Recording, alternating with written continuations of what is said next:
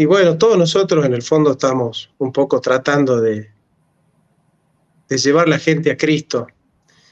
Y yo creo que las doctrinas de la gracia son las que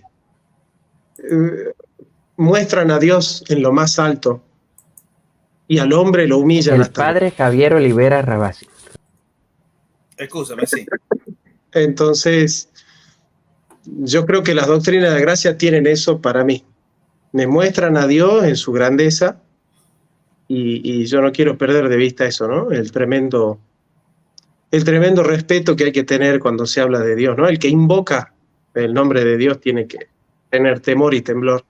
Y las doctrinas de la gracia nos permiten, son como nuestra ayuda a memoria, ¿no? No te olvides quién es Dios, no te olvides quién es Dios. Entonces yo empezar a decirle a mis hermanos evangélicos que esta batalla ya está ganada. Amén. Siempre y cuando nosotros sepamos enarbolar el nombre de Cristo hasta lo más alto y aferrarnos solo a Cristo y solo a su evangelio, esta batalla ya está ganada. Ya está ganada porque nosotros solo queremos la gloria de Cristo, no nos mueve nada más que la gloria de Cristo, ¿no? Y quien no desea ver, quien no tiene deseo y anhelo de ver la gloria de Cristo aquí en la tierra, no tiene derecho a creer que la va a ver allá en el cielo, ¿no? Sí, claro. Entonces tenemos que desear y tenemos que anhelar la gloria de Cristo aquí en la tierra. Tenemos que buscarla, tenemos que desearla, tenemos que devorarnos la gloria de Cristo. Y bueno, yo creo que para eso estamos y vos también, así que agradezco, ¿no? Que me invites a este canal me imagino, para hablar de Cristo.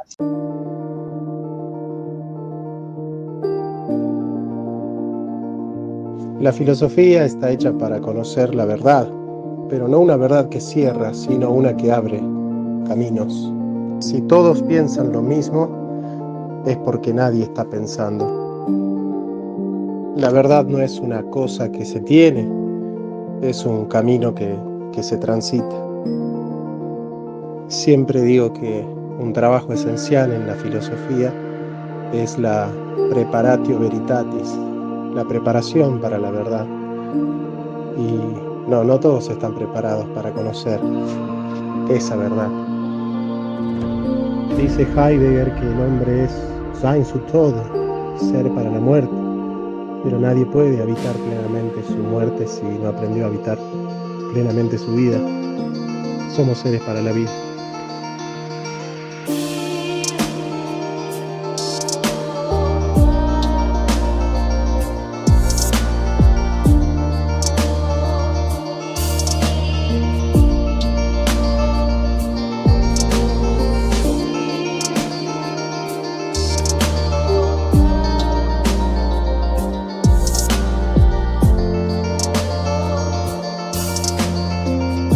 Les voy a contar, antes de pasar al invitado que tenemos hoy, nuestro querido hermano amigo. Lo que sucede es, ustedes saben cómo está la cosa con esta cuestión de Sacrosantum y el tema de que le tumbaron.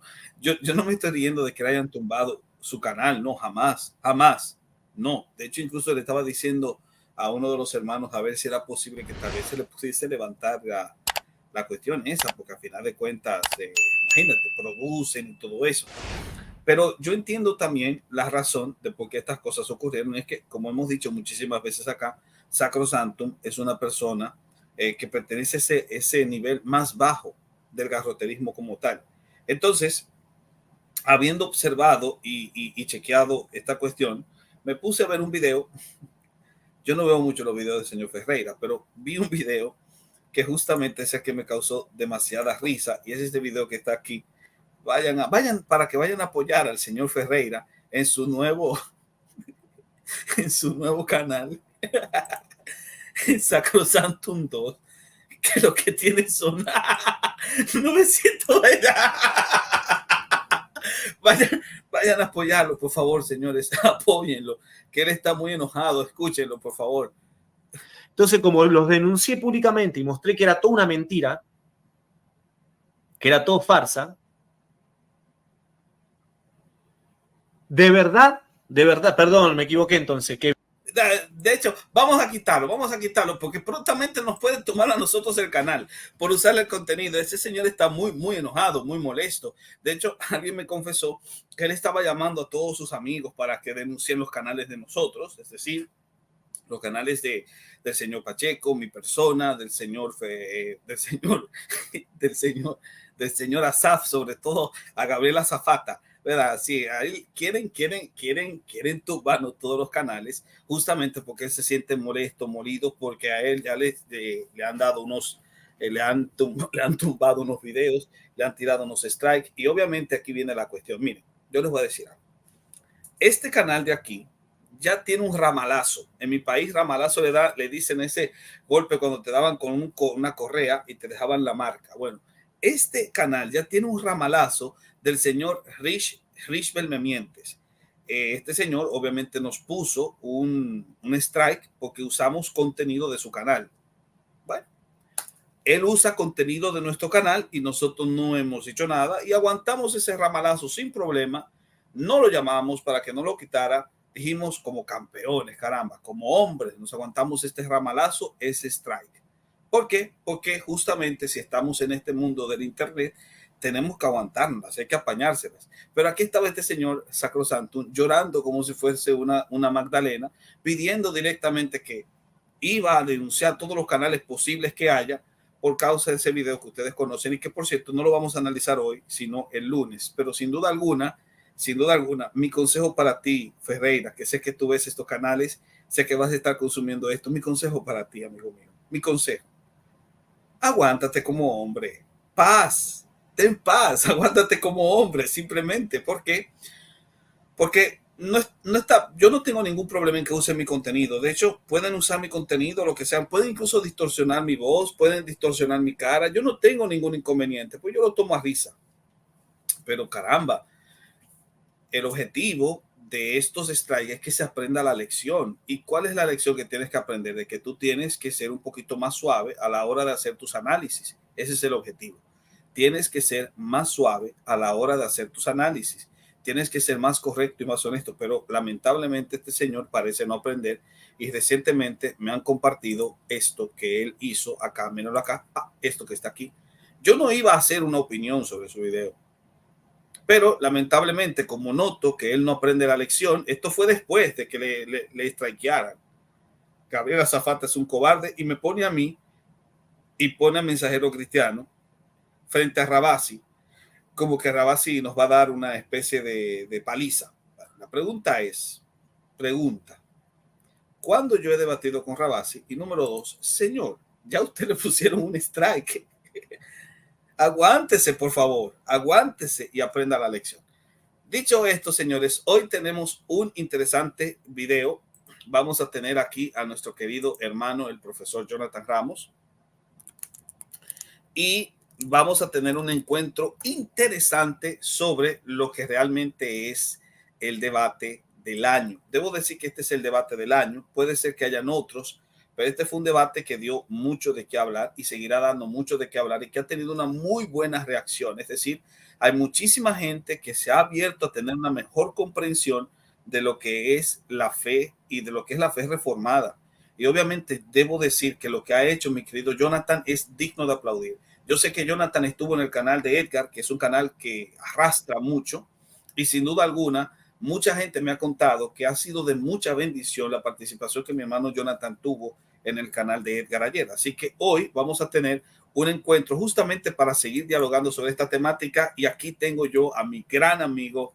Debo decir que tú eres uno de los pilares de este canal. Cuando este canal cierre, sin duda alguna, cerrará algún día, sin duda alguna, algo vamos a tener que hacer contigo, porque la comunidad de Nestoritos tiene mucha deuda intelectual con tu persona y también mucha deuda de amistad. Así que me siento complacido que estés aquí. ¿Cómo anda? Un teólogo responde. Bien, gracias a Dios. Mira, por cierto, ¿quién está acá? Ahí está nuestra querida Jessie, que está por ahí. Ah, mira, querida Jessie, una gran amiga de Bolivia, un soldado en la batalla, también, batalla cultural que damos. Sí, claro que sí. Amado, óyeme, debo decirte algo. Mira, antes de iniciar todo, te tengo que decir esto porque no quiero ni siquiera que se me olvide. Tengo unos cuantos hermanos pastores, sobre todo, que han visto el desempeño del trabajo sobre el tema de la gracia y me han dicho que nunca habían escuchado explicar la gracia como tú la explicas, que han quedado impactados, impresionados por ello, y eso me llevó a mí a pensar dos cosas. Número uno, que necesitamos que escribas un libro para tenerlo, un libro sobre el tema. Y número dos, amado, creo que este es el camino que el Señor te ha trazado. A sinceridad, creo que Dios te ha trazado gran parte de este proceso es para que tú veas esto es como un propósito enorme para ti. Bueno, antes que nada, gracias. Siempre estuve apoyando este canal. Cosas que vos y yo sabemos que yo hice para el canal, desde suscribirme del celular de cualquier amigo, agarrar y suscribirme al canal del Teólogo Responde, celebrar cada vez que llegabas a 1000 suscriptores. Me acuerdo cuando llegaste a los 1000 suscriptores, a los 2000, el año pasado. Y bueno, yo siempre dije que para mí sos uno de los mejores, siempre dije que sos el mejor, sobre todo por la calidad humana que tenés y la preparación. Y bueno, yo la verdad que trato de confiar en los caminos de Dios, en lo que Él va marcando. Traté de, aunque sigo, ¿no? Que las cosas tengan un poquito más de nivel. Sí. Realmente convertir a la teología en apologética y a la apologética en conventillo es extraño, no es el ambiente en el cual yo me siento cómodo para pensar, ¿no? Y bueno, valoro esta interacción que tenemos con el señor Urbina porque trata de mantener cierta altura, ¿no? Yo noto que entre él y yo golpes bajos no nos damos. Son chicanas, siempre con el respeto debido, ¿no? Pero sí, me da tristeza ver que bueno, que otros hermanos están cayendo, ¿no? En amenazas personales, físicas, en hacer cosas que bueno, que no revelan mucho nuestro deseo de conversión y de santidad, ¿no? Y bueno, todos nosotros en el fondo estamos un poco tratando de llevar la gente a Cristo. Y yo creo que las doctrinas de la gracia son las que muestran a Dios en lo más alto y al hombre lo humillan. El padre Javier Olivera Rabasi. Escúchame, sí. Entonces, yo creo que las doctrinas de la gracia tienen eso para mí. Me muestran a Dios en su grandeza y yo no quiero perder de vista eso, ¿no? El tremendo respeto que hay que tener cuando se habla de Dios, ¿no? El que invoca el nombre de Dios tiene que tener temor y temblor. Y las doctrinas de la gracia nos permiten. Son como nuestra ayuda a memoria, ¿no? No te olvides quién es Dios. No te olvides quién es Dios. Entonces yo empezar a decirle a mis hermanos evangélicos que esta batalla ya está ganada. Amén. Siempre y cuando nosotros sepamos enarbolar el nombre de Cristo hasta lo más alto y aferrarnos solo a Cristo y solo a su evangelio, esta batalla ya está ganada. Ya está ganada porque nosotros solo queremos la gloria de Cristo, no nos mueve nada más que la gloria de Cristo, ¿no? Y quien no desea ver, quien no tiene deseo y anhelo de ver la gloria de Cristo aquí en la tierra, no tiene derecho a creer que la va a ver allá en el cielo, ¿no? Sí, claro. Entonces tenemos que desear y tenemos que anhelar la gloria de Cristo aquí en la tierra. Tenemos que buscarla, tenemos que desearla, tenemos que devorarnos la gloria de Cristo. Y bueno, yo creo que para eso estamos y vos también, así que agradezco, ¿no? Que me invites a este canal para hablar de Cristo. No, claro que sí, no, y este es tu canal sobre todo. Además, también vamos a estar dialogando un poco sobre el tema de, porque a veces mucha gente no tiene como ese conocimiento claro de hacer las diferenciaciones. Decía el mismo Sproul que la teología es la ciencia de la distinción, porque nosotros siempre estamos distinguiendo que teología apofática y que teología catafática, que cuando vamos a hablar del hombre tenemos que hacer distinciones. O sea, la teología siempre está distinguiendo y a veces hay personas que se pierden las distinciones. Por eso parte de este programa va a ser para que tú nos ilustres un poquito sobre cómo identificar el molinismo, cómo identificar el pelagianismo, semipelagianismo, cuándo un argumento es de esa categoría y cuándo no, cómo entender la predestinación en el ámbito tanto católico romano como en el ámbito del calvinismo. Creo que va a ser muy rico porque el objetivo simplemente es que toda nuestra audiencia sepa tomar esas diferenciaciones de una manera práctica. Pero antes tengo aquí un comentario de nada más ni nada menos que el pastor Winston Medina, que dice que apareciste como musulmán. Por lo del Dios de los musulmanes, con similitud del Dios calvinista. El pastor Winston ha mostrado su tremenda humildad y su corazón pastoral y obviamente su amistad. Yo soy amigo del pastor Winston porque hemos tenido largas charlas, ¿no? Y él me ha enseñado un montón, con mucha paciencia. Él es el, digamos, en este tema de las doctrinas de la gracia y de la predestinación, él es como el centinela, ¿no? Él es el que está ahí adelante, que nadie mejor que él podría defender así estas doctrinas, ¿no? Pero bueno, me invitaron a mí, que soy el peor de los nuestros, para defender las doctrinas de la gracia, y bueno, pero conté con la ayuda de grandes, ¿no? Vos, el pastor Winston, y bueno, y mi deseo de aprender de las doctrinas de la gracia y con lo que Dios me ha dado, ¿no? Que tampoco es poco. Siempre todo lo que Dios nos da es demasiado para nosotros. Quizá nosotros hacemos poco con lo mucho que Él nos da. Y ciertamente estoy muy contento con los frutos que trajo el debate. Ayer escuché al hermano Edgar que se está planteando la posibilidad de hacerse reformado. Eso es una gran alegría. Veo a Cristian Izquierdo más cerca de las doctrinas de la gracia, Leo Mendoza aceptando las doctrinas de la gracia. Y si yo supiera que al debatir voy a recibir el odio de los hermanos católicos, pero una persona va a conocer más a Dios a través de las doctrinas de la gracia, yo volvería a debatir 20 veces más, ¿no? Si el fruto es eso. Excelente. Óyeme, hay una pregunta que está haciendo mi querido Jonathan Jefté, que él dice, ¿dónde podemos comprar tu libro sobre el tomismo y el calvinismo? Bueno, yo escribí uno, pero más que nada sobre los fundamentos metafilosóficos de la teología, las preámbula fidei. En el año 2017, lo presenté el 31 de octubre del 2017, a 500 años de la Reforma, en el Cabildo de Salta, en el Cabildo Abierto de Salta, ¿no? Entonces, ese libro está en PDF. Si me escriben, yo se los mando. Uy, ¿te imaginas Edgar reformado? Uf, sería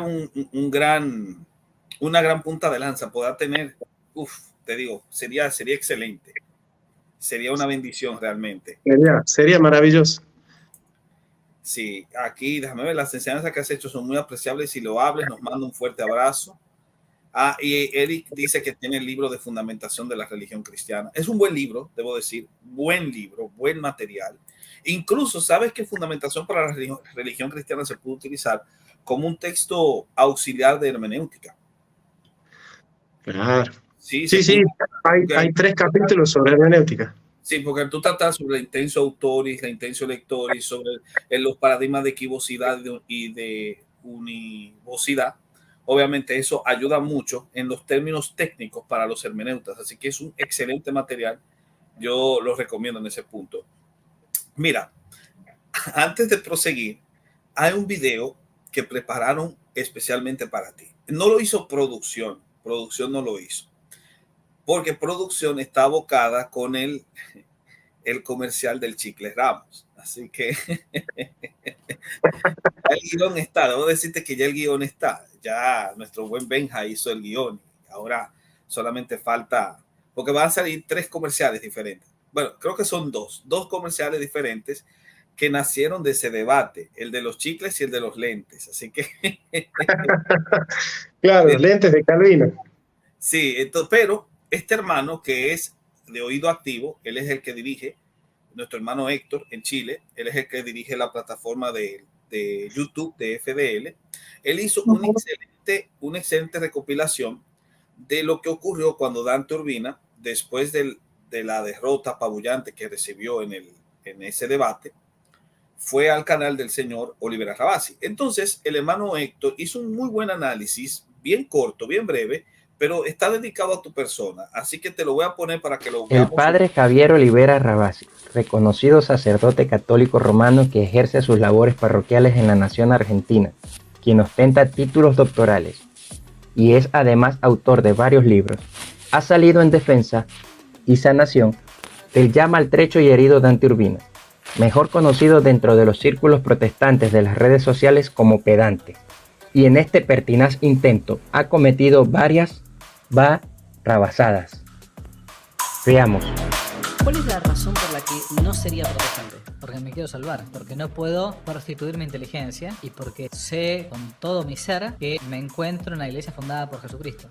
Como es sabido, ya desde el pasado 14 de mayo se dio el esperado debate entre el profesor y filósofo Jonathan Ramos, protestante, y el economista Urbina, acerca del tema de la predestinación. Puesto que mucho se ha hablado del debate, en unos breves minutos yo solo expondré 3 errores del cura Ravasi en su sala de emergencias con el claro perdedor de aquel histórico choque de intelectuales. Acompáñeme a ver esta triste historia. Porque tal adjetivo parece habérsele quedado en el camino o en la habitación al debatiente peruano. Primero, desde su miniatura empezaron los errores de Ravasi, los errores de la herejía calvinista. Claramente no distingue entre un error y una herejía. Este primer punto indispensable para explicar, no a Ravasi ni a Dante, sino a sus seguidores, que siempre son mejor educados en canales protestantes. Si es un error, no es necesariamente una herejía.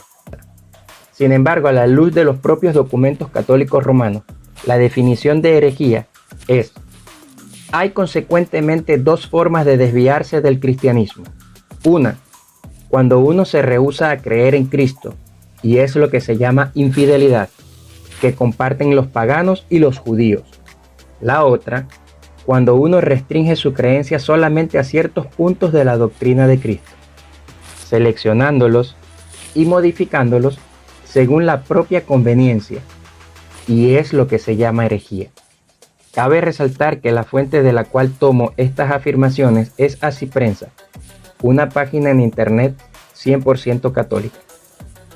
Por lo tanto, según la propia definición católica de herejía, queda en evidencia que tal calificativo se apropia más a sus propios dirigentes que a quienes ellos intentan etiquetar, ya que son quienes más se han alejado del principal camino de fe y conducta cristiana que debemos considerar, como lo es la Biblia. Ok, ese es una especie de resumen. La idea de poner esto era para que veas cómo el debate ha generado muchísimo movimiento en redes. Y he visto muchos hermanos que han estado muy interesados, muy preocupados y también al mismo tiempo han desarrollado una excelente presentación de temas, no solamente como análisis del debate, sino como análisis de las reacciones que han ocurrido después del debate. No sé qué te parece eso. Sí, yo diría que esa es una crítica externa. O sea, es tomar nominalmente la definición de herejía, pero para atacar al catolicismo. La mejor crítica es la interna, es decir, mostrar que ningún católico, entendiendo bien lo que es una herejía, podría llamarle herejía a la Reforma, pero entendiendo católicamente la definición. Si yo no puedo usar una definición católica, pero no usarla como la usa el catolicismo, porque eso ya es crítica externa. Entonces, para el catolicismo, solo es hereje aquel que, recibiendo la fe católica, habiendo nacido en la fe católica o aceptando la fe católica, cultivándola y estando adentro de la fe católica, adentro de la Iglesia Católica, él selecciona, elige, de ahí viene airesis, de herejía, selecciona qué aspectos del catolicismo tomar y cuál no. Entonces, desde ese punto de vista del concepto formal de herejía, claramente que ningún teólogo católico serio podría llamar a un reformado hereje, porque no hay una pertinacia del reformado en negar la fe que él mismo ha recibido. O sea, yo no he recibido la fe católica, yo no me he sometido a la fe católica, yo no soy hereje en ese sentido formal, porque yo no he aceptado la fe católica. Entonces, en este caso, no cabe el título, y obviamente que esta adjetivación, yo veo que estos hermanos católicos tienen como el vicio de la adjetivación, todo el tiempo quieren adjetivar a la fe reformada. Bueno, prescinden, obviamente, que el acercamiento de las dos iglesias ha sido muy marcado y que ese lenguaje tiene una carga sociológica, política, una carga emocional que la Iglesia Católica hoy no solamente evita, sino que combate. Uh-huh. Y entonces, desde el punto de vista ortopráctico y desde el punto de vista de la ortodoxia, no cabe hablar de la Reforma como una herejía. Y yo creo que ese lenguaje se utiliza, vos andás a las bibliotecas católicas y se utiliza la palabra herejía para el protestantismo, todos los libros antes del Concilio Vaticano II. Después del Concilio Vaticano II, ningún libro con imprimatur utiliza ese lenguaje, porque está terminantemente prohibido por el Vaticano utilizar ese lenguaje formalmente. Y bueno, y quien lo utiliza no está hablando en nombre de la Iglesia. O sea, vos fíjate que ningún documento con imprimatur va a hablar de la herejía, de la reforma, de los herejes reformados. Después del Concilio Vaticano II, ningún libro se ha publicado con imprimatur que tenga ese lenguaje. Eso dice mucho de la postura católica y de aquellos que, bueno, son hijos de dictadores o de torturadores y gente que tiene, bueno, emocionalmente un compromiso existencial con la hoguera, con la Inquisición, con la violencia, con la indisciplina. Y en ese sentido yo creo que a mí me gustaría interlocutar con un católico de verdad. Es decir, si yo quiero interlocutar con un católico, es con un católico que acepte la autoridad de su magisterio, no que la niegue, porque si yo voy a interlocutar con un católico que niega su propio magisterio, no es un diálogo entre protestante y católico, sino entre dos protestantes. Uh-huh. Él también está protestando contra su magisterio, él también es un protestante. Entonces, yo no puedo aceptar dialogar con otro protestante que se autopercibe católico militante. Entonces, yo prefiero dialogar con Matías Lescano, con Luis Lisboa, ¿viste? Con gente que no rechaza las directrices de su magisterio. Óyeme, tú sabes que ese punto me trae a colación dos interesantes preguntas. La primera pregunta tiene que ver ya con la actitud, es decir, con esta actitud que vamos a ver en esto que hemos calificado como garroteros. Obviamente entendiendo que el garroterismo es un fenómeno que abarca a estos apologistas de Internet que son tan agresivos y que al mismo tiempo manejan un discurso pre-Concilio Vaticano II de la Iglesia Católica Romana. Es decir, la Iglesia Católica Romana no entraría dentro del ranking del garroterismo, porque el garroterismo es un fenómeno como aledaño, me doy a entender, ya que estas personas utilizan De hecho, la definición clásica de garrotero, cuando nosotros la fuimos a elaborar, era que tergiversan incluso lo que enseña la Iglesia Católica Romana con el fin de ganar un debate. Esto es algo interesante. Y esto viene a la pregunta que te quiero hacer.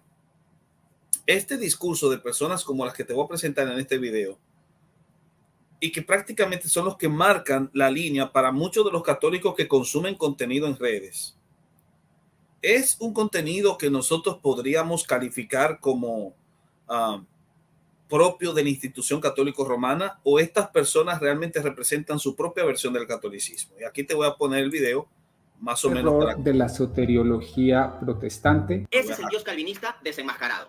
Los protestantes, el único trabajo de los protestantes es destruir la fe, ser lobos. Que me desmienta cualquier protestante.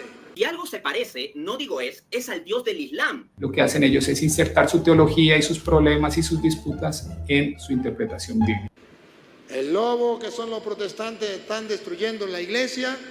Sin embargo, he de decir que la visión reformada de la predestinación, al final de cuentas, deshonra a Dios. Nosotros tenemos dos caminos, ¿cierto? Tenemos el camino probado, el camino de la fe católica. O la verdad está allí, o la verdad está en la Iglesia Católica. Y tenemos todas estas innovaciones, toda esta historia y todo este cuento y todos esos detalles, eso está en el versículo. ¿Cuál iglesia hace más sentido? Y entonces, ¿por qué Jesús dice, cuídense de los falsos profetas? ¿Vienen a ustedes con piel de oveja? Con piel de oveja significa lo que se ve exteriormente, pero no se logra detectar el mal, la cizaña, la herejía, la apostasía, el veneno que trae por dentro. Ustedes no lo ven. El daño espiritual que te va a causar a ti y a tu familia, ustedes no lo ven. Por eso Jesús dice, cuídense porque vienen con piel de oveja, pero por dentro. A ver, ¿cómo dice? Pero por dentro. Esto es lo que el católico no puede ver de los protestantes. Aguante la Inquisición, loco. Aguante la quema de Torquemada. Los protestantes se metieron a doctrina de demonios. Y ahora se metieron a doctrinas de demonios. Y entonces dice, yo me metí a cristiano. A Petronilo le patina, Coco le patina, Coco le patina. Se metió a doctrinas de demonios. De este modo, la predestinación reformada termina siendo un decreto horroroso. Sectas por doquier. ¿Por qué? Porque la iglesia ya, el Estado lo que hizo fue descartar a la iglesia, la moral cristiana. ¿Y qué es lo que pasó? Lo que estamos viendo. Es así de simple. Mucho más rica y mucho más profunda y mucho más enriquecedora que la forma en que ellos. Entonces, ¿qué hace el diablo? Fácil. Manda otras iglesias para hacerle la competencia a Dios. Manda las sectas protestantes. Que vuelva la Inquisición y que vuelvan los caballeros cruzados. Yo me pongo al frente del batallón. La teología protestante, ellos lo que hacen es de alguna forma ignorar toda una teología sistemática que ellos crean, torturando al texto para que el texto diga lo que su teología quiere decir. Si no está en la Biblia, Reina Valera de los protestantes, no me crean. Queridos hermanos, entonces es un pecado. La apostasía. Dejar la doctrina de Cristo, la persona se va a seguir otra doctrina que no es cristiana. Que el Pablo le dice a Timoteo, lo he dejado en Éfeso para que enseñe a algunos, para que mande a algunos a no enseñar doctrinas distintas, porque esas son doctrinas de demonio. El más mentiroso de los protestantes es el profeta, porque habla mucho. Que los protestantes no trabajan para el diablo, tápenme la boca. Demanden a San Pablo, vayan, demándenlo, aquí está. Demándenlo. Escuchen, que no trabajan para el diablo, pongan cuidado. ¿Otra vez? Y no es maravilla, porque el mismo Satanás se disfraza como ángel de luz. Así que no es extraño si también sus ministros... ¿Trabajan para quién? Sus ministros son ministros del diablo. el protestantismo es inconsistente de principio a fin. Se presentan ante ustedes con piel de ovejas. El retrato más vivo de los protestantes, el retrato más exacto de los protestantes, de los cristianos evangélicos. ¿Cuál es la piel de oveja? El título que tienen. ¿Usted qué es? Yo soy cristiano evangélico. Esa es la piel de oveja. Tener en mente estas ideas puede poner en riesgo el hecho de que un alma vaya al cielo. De una. ¿Qué tanta historia? Si usted hace que el protestante vuelva a la iglesia, salvará de muerte un alma. Salvará a ese protestante, lo salvará de la muerte. ¡Momento! ¿Seguro que así funciona la cosa? El proselitismo es una caricatura de la evangelización. Ok, ¿qué te parece esto? Porque sin duda alguna, debo decir que muchos de los católicos romanos que están viendo, muchos, no puedo decir todos, pero muchos de los que están viendo este live ahora mismo, han bebido del agua sucia que le ha provisto el señor Toro. Y mira cómo se expresa de esa manera e incluso cómo incita no solo a la violencia, porque ese discurso es un discurso que yo podría catalogar de odio, pero también incita al proselitismo, que según el Papa Francisco es una caricatura de la evangelización. Me gustaría ver qué tú opinas sobre ese punto y qué se le podría decir al católico romano que consume esta basura.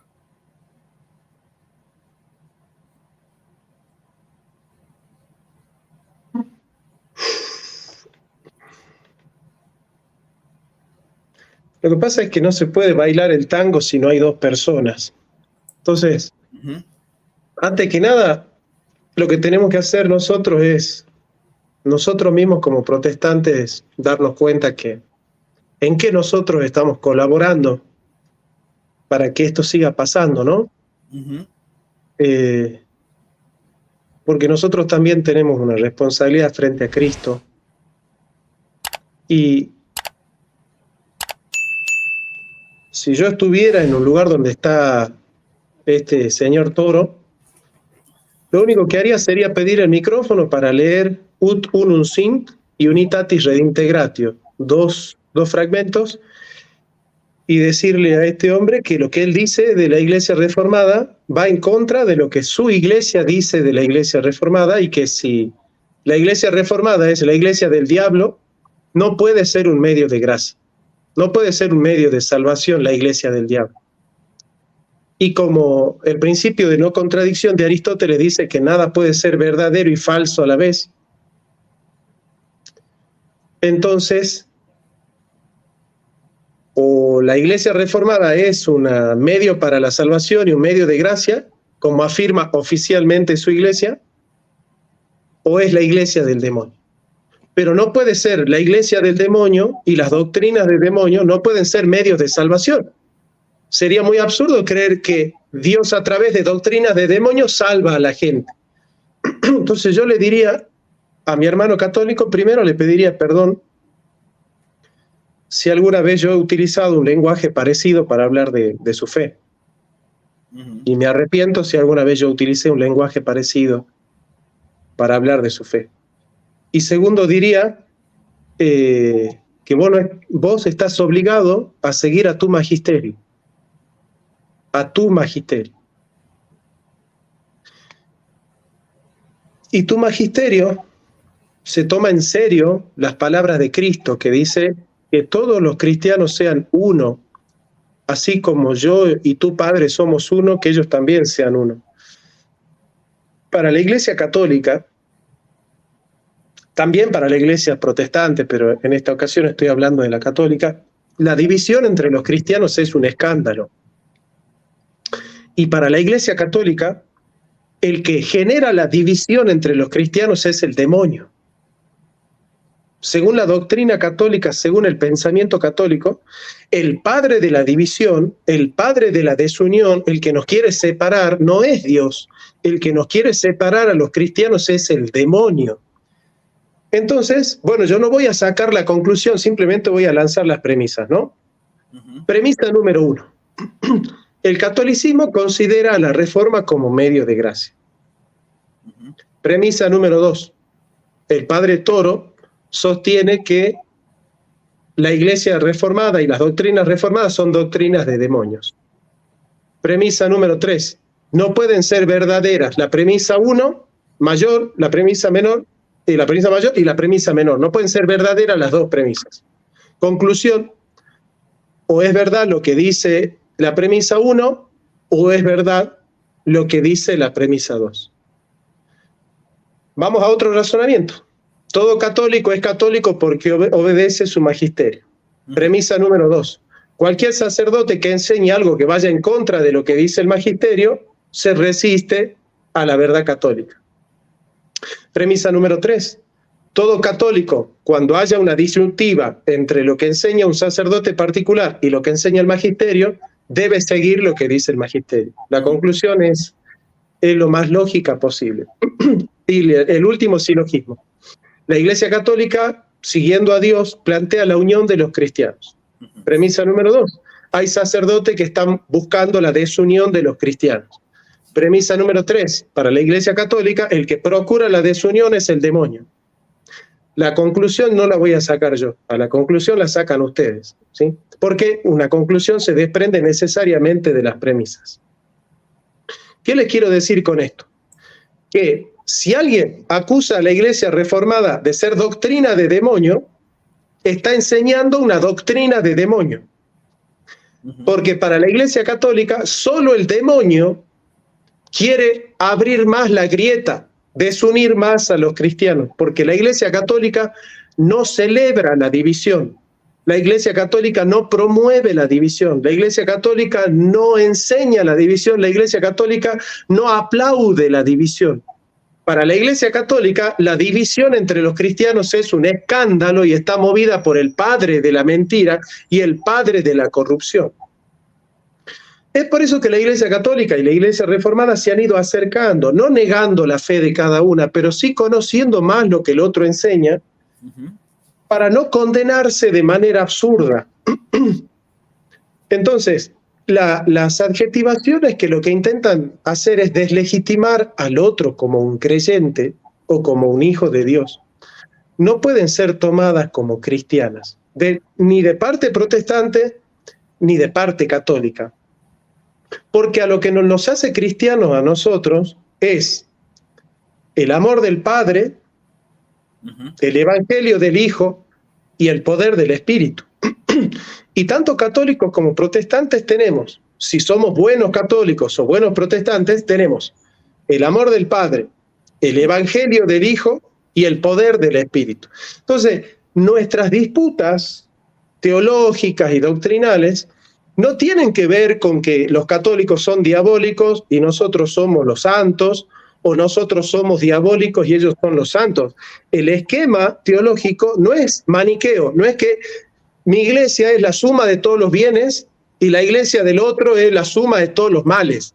Esa postura maniquea no sirve para hacer teología. Más bien lo que hay que pensar es que hay una plataforma que es la palabra de Dios. Y hay iglesias que se acercan más a la vid, hay pámpanos que están más cerca de la vid y que dan más frutos, y hay pámpanos que están más lejos de la vid y dan menos frutos. Bueno, a nosotros no nos toca saber qué pámpano está en la vid y qué pámpano no está en la vid. Lo que nos toca a nosotros es exhortarnos mutuamente para no salir de la vid, para estar cerca de la vid. Ahora, ningún pámpano puede estar en la vid luchando con otro pámpano, porque en la vida hay lugar para todos los pámpanos. Entonces, digamos, la concepción católica supone que las iglesias reformadas son cristianas porque enseñan en parte, una gran parte, lo que la misma Iglesia Católica enseña y cree lo que la misma Iglesia Católica cree, y tiene el bautismo, y tiene el sacramento de la Eucaristía, y tiene el Evangelio, y tiene el amor del Padre, y tiene... Entonces, deslegitimar a la Iglesia Reformada, que en un 90% enseña lo mismo que la Iglesia Católica, es deslegitimar también a la Iglesia Católica. Es decir, que todo ese 90% de cosas que tiene la Reforma no sirven para nada dentro del catolicismo. Entonces, yo sé que voy a fracasar, quizás no vea, quizás yo me muera sin ver los frutos de lo que es la verdadera comprensión del Evangelio y que no nos deslegitimemos como creyentes mutuamente. Yo estoy dispuesto a debatir en teología con un católico, a hacer debates teológicos. Lo que yo le pido al Señor es que nunca me dé un espíritu temerario para afirmar quién es cristiano y quién no es cristiano, quién es hijo de Dios y quién no es hijo de Dios. Me parece que hacer eso ya no pertenece a un debate dentro del espíritu del cristianismo, y lo que hace es ampliar la herida, abrir las heridas, ampliar las grietas, ensanchar las grietas, y ahí sí hay que tener temor de Dios. Y entonces y con esto quiero terminar esta parte.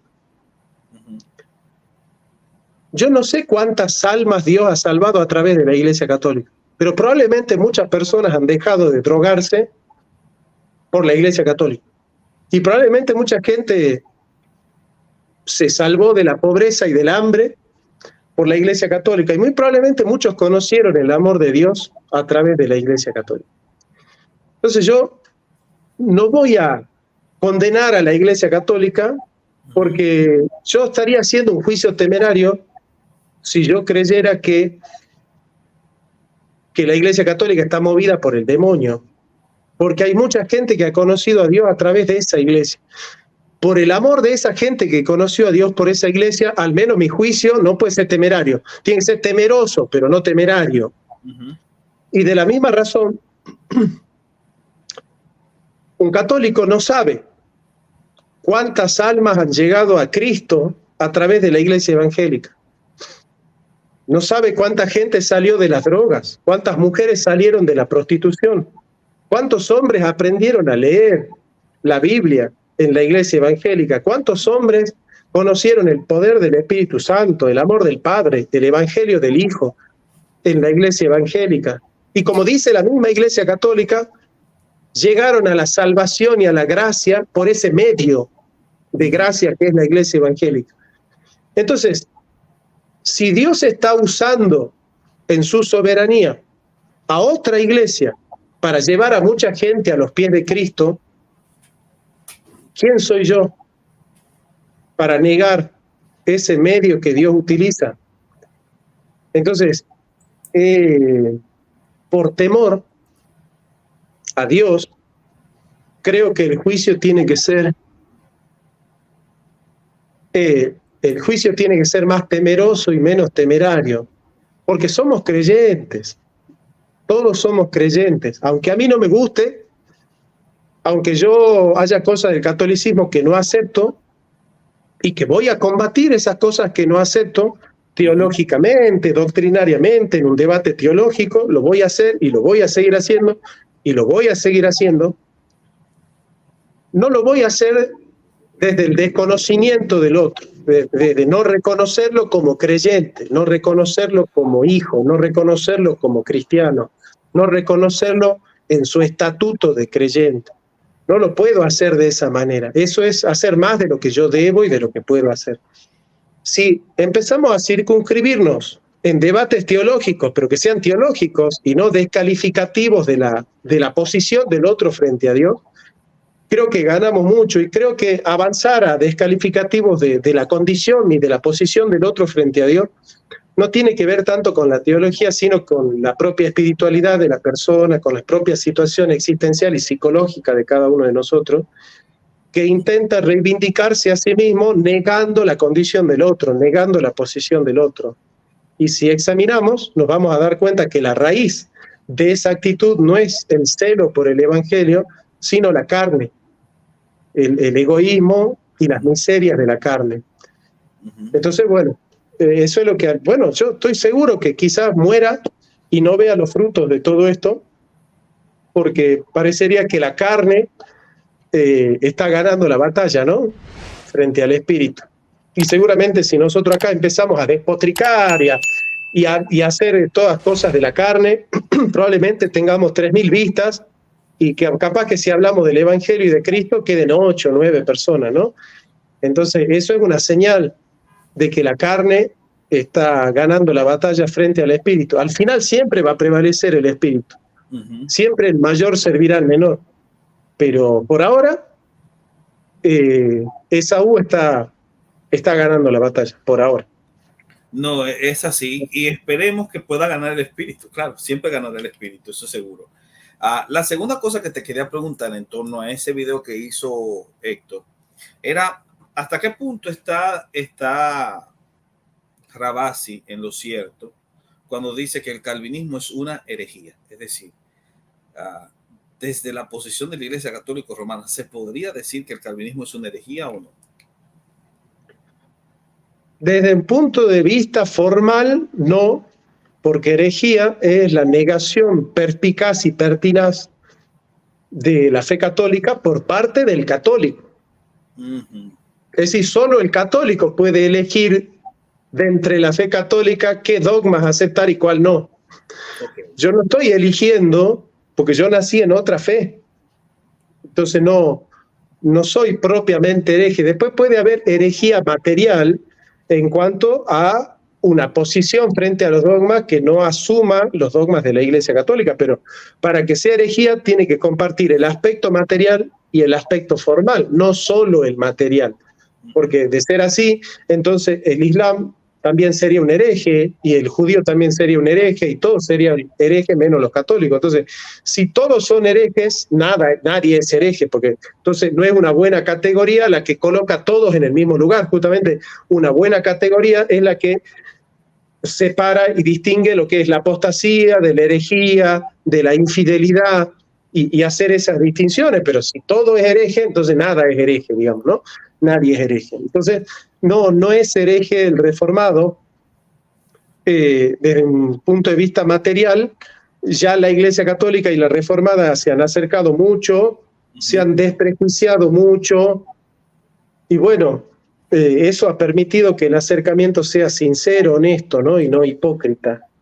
Y desde el punto de vista formal, solo puede ser hereje aquel que aceptó la fe católica y que está rechazándola pertinazmente, es decir, que recibe la corrección y no la acepta la corrección, es decir, es una negación pertinaz, es una aceptación pertinaz del error, una negación pertinaz de la corrección. En eso consiste la herejía, en el aspecto formal. Entonces, ningún católico serio puede hablar hoy de la Iglesia reformada como herética. Eso no, ningún teólogo católico hoy hace eso. Lamentablemente estos católicos le están haciendo mucho daño a la gente. No sé si hay católicos acá en el vivo, me gustaría que me escriban, que pongan ahí en los comentarios. Pero si hay un católico escuchando, yo le diría, consulta con el obispo de tu iglesia y preguntale, nosotros los católicos tenemos que combatir al protestantismo. El protestantismo es una herejía para la Iglesia Católica actual y bueno, según esa respuesta que proceda, pero que sepa siempre que si él es católico es porque aceptó la autoridad de su magisterio. Por eso él es católico. Si no, él no es católico, él es un protestante. Porque nosotros los protestantes tenemos la libertad de elegir tomar algo del catolicismo o rechazarlo, porque no estamos obligados a creer todo lo que enseña la Iglesia ni aceptar las direcciones del magisterio católico. Pero ustedes sí están obligados. Y si ustedes reciben ataques del protestantismo, no pueden pagar con la misma vara. Yo tampoco debo pagar con la misma vara. Si hay un católico que me está odiando y que me está difamando, yo no tengo que devolver con más odio y con más difamación. Y en eso tengo que mostrar la diferencia, porque en definitiva, si yo digo que pertenezco a la verdadera iglesia y no muestro una verdadera santidad, ¿cuál es la diferencia? No queda nada más que en una declamación. Yo no tengo que declamar que estoy en la verdadera iglesia, lo tengo que demostrar. Es cierto. Es cierto, es cierto. De hecho, la evidencia se va a encontrar muchas veces en la actitud, aunque claro está que puede ocurrir, y lo sabemos, que uno de esos amigos católicos que están por ahí pueda preguntarle a su sacerdote y que se encuentre con un sacerdote que tenga también una actitud garrotera, porque Ravasi es sacerdote. Entonces la solución sería preguntarle al obispo, porque el obispo posiblemente tendría más consonancia con el magisterio que su propio sacerdote. Es que el obispo está obligado a aceptar lo que dice el Papa, porque el obispo es otro apóstol. Sí. Y solamente es apóstol si está en comunión con la sede apostólica, con el cuerpo colegiado de los apóstoles. Dice Winston que lo de Ravasi fue una apresurada manera de etiquetar al calvinismo. Pero está en consonancia con lo que vino a plantear el señor Urbina. El señor Urbina cree, como lo creen todos los hermanos estos apologistas católicos, aunque yo no les llamo apologistas, no sé, quizá para mí la apología es otra cosa, ¿no? Pero polemistas le llamaría, ¿no? Los polemistas católicos. Polemistas, o proselitistas, sí. También. No puede ser que sea apologista, digamos, San Ireneo y este Sacrosanto. Demasiado. Uno es apologista y el otro no, pero no pueden ser los dos, no pueden recibir no pueden estar en el mismo barco los dos, digamos, ¿no? Y Ireneo y Sacrosanto no pueden estar en el mismo barco, digamos, ¿no? Nada más colocar a Ferreira al nivel de Justino Mártir. Ay Dios, pero claro. Serían las reliquias. Por respeto a Justino Mártir, no puede utilizar el mismo adjetivo para los dos, ¿te das cuenta? Claro. O sea, por respeto. Entonces, claro, ahí es donde yo digo, ellos consideran que la Iglesia Católica ve que tengan cuidado con Ferreira, que Ferreira es karateca, es lo que quiere decir Gabriel. Lo que pasa es que, ¿sabes qué? ¿Cómo se hace acá en la Argentina? Se dice, perro que ladra no muerde. Ya. Perro que ladra no muerde. Nosotros lo que sabemos morder, no ladramos. Sí. Ya si alguien entiende lo que estamos diciendo, se entiende lo que estamos diciendo. Perro que ladra no muerde. El verdadero perro, el perro malo, no es el que ladra. Sí. El verdadero perro malo es el que calladito se te acerca, no te dice nada, ese es el que te pega el tarascón, ese es el peligroso. El otro que comienza, bueno, ese no es peligroso. Bueno, yo considero que ellos piensan que su iglesia ve que el protestantismo es un gran problema para la iglesia católica actual. Y el gran problema es que ellos no ven que el verdadero problema es el feminismo, el progresismo, el ateísmo, el secularismo, el Islam. Sí. Y lamentablemente me pasó, porque yo tengo un amigo que da la batalla cultural en contra de todo ello, que se llama Agustín Laje. Y el señor Dante Urbina, cuando va a las giras, habla en contra de Agustín Laje. Pero es el único que está dando fuertemente la batalla cultural en contra de los verdaderos enemigos de la iglesia. Y por un tema de celo, de egos, se lo combate a Agustín Laje, pero no hacen la batalla cultural, no dan la batalla cultural en contra del feminismo. Entonces lo que intentan hacer es luchar contra otros cristianos, ¿no? Mientras el feminismo avanza en el Estado, mientras avanza el aborto, mientras avanza la ideología de género, mientras avanza el lobby LGTB. Y qué bueno sería que todos nosotros seamos conscientes, ¿no? Dónde está el verdadero enemigo de la iglesia y podamos unirnos en contra de ese enemigo y no estar peleando tanto entre nosotros. Pero bueno, repito, tengo fe en Cristo y en la parucía, pero ya he perdido la esperanza de ver en esta vida la batalla cultural así ganada, ¿no? Creo que, y eso ha sido lo que a mí más me ha dolido, que cuando estábamos dando la batalla cultural acá en la Argentina, la batalla pro vida, cura Ravasi comenzó a dividirnos a nosotros, comenzó a decir, no, este es protestante, con los protestantes no demos la batalla cultural. Wow, no relajes. Sí, y lamentablemente, no sé, no me atrevería a decir a quién está sirviendo Ravasi cuando nos divide los pro vida. Pero bueno, no es difícil darse cuenta. Tú sabes que ahora que tú mencionas eso, ahí está nuestra querida hermana Jessie. Y no sé si tú te enteraste, me imagino que sí, de que cuando se hizo el Congreso por la Vida y la Familia, que el grupo de católicos pro vida lo intentó boicotear, pese a ser un evento pro vida, simplemente porque lo elaboró un pastor y ahí había presencia del mundo evangélico. Así es, así están haciendo. Estos católicos recalcitrantes le están haciendo mucho daño a la iglesia. Y si algún día el Islam gobierna, al Islam no le va a importar si vos sos católico romano, ortodoxo, bautista, metodista o presbiteriano, ¿no? Ellos no te van a preguntar de qué rama de cristianismo sos vos, ¿no? Y cuando gobierne el feminismo y el progresismo y el ateísmo tampoco, no le va a interesar. Si vos te inclinás ante la Virgen o ante... Lamentablemente no tienen una mirada estratégica. Se dejan llevar por las pasiones pueriles de la carne, pero no tienen una mirada estratégica y... Es cierto. Y esto, yo lo hablé con el patriarca de Antioquía, Schlekan. Me acuerdo que vino a Salta, estuvimos tomando un café y hablamos del ecumenismo. Y me dice el patriarca, ¿sabes lo que pasa, hermano? Me dice, nosotros allá en Oriente, donde vos podés morir en cualquier momento, te pueden matar en cualquier momento, a nosotros no nos importa realmente si el otro hermano que viene ahí es bautista, metodista, si acepta la filioque o si acepta o no acepta la consustanciación o la transustanciación. Cuando la iglesia está perseguida, no tiene momentos para dividirse. Entonces, cuando la iglesia está perseguida, la iglesia se tiene que unir porque al enemigo no le interesa si nosotros somos de una rama o de otra rama. Le interesa que seamos cristianos.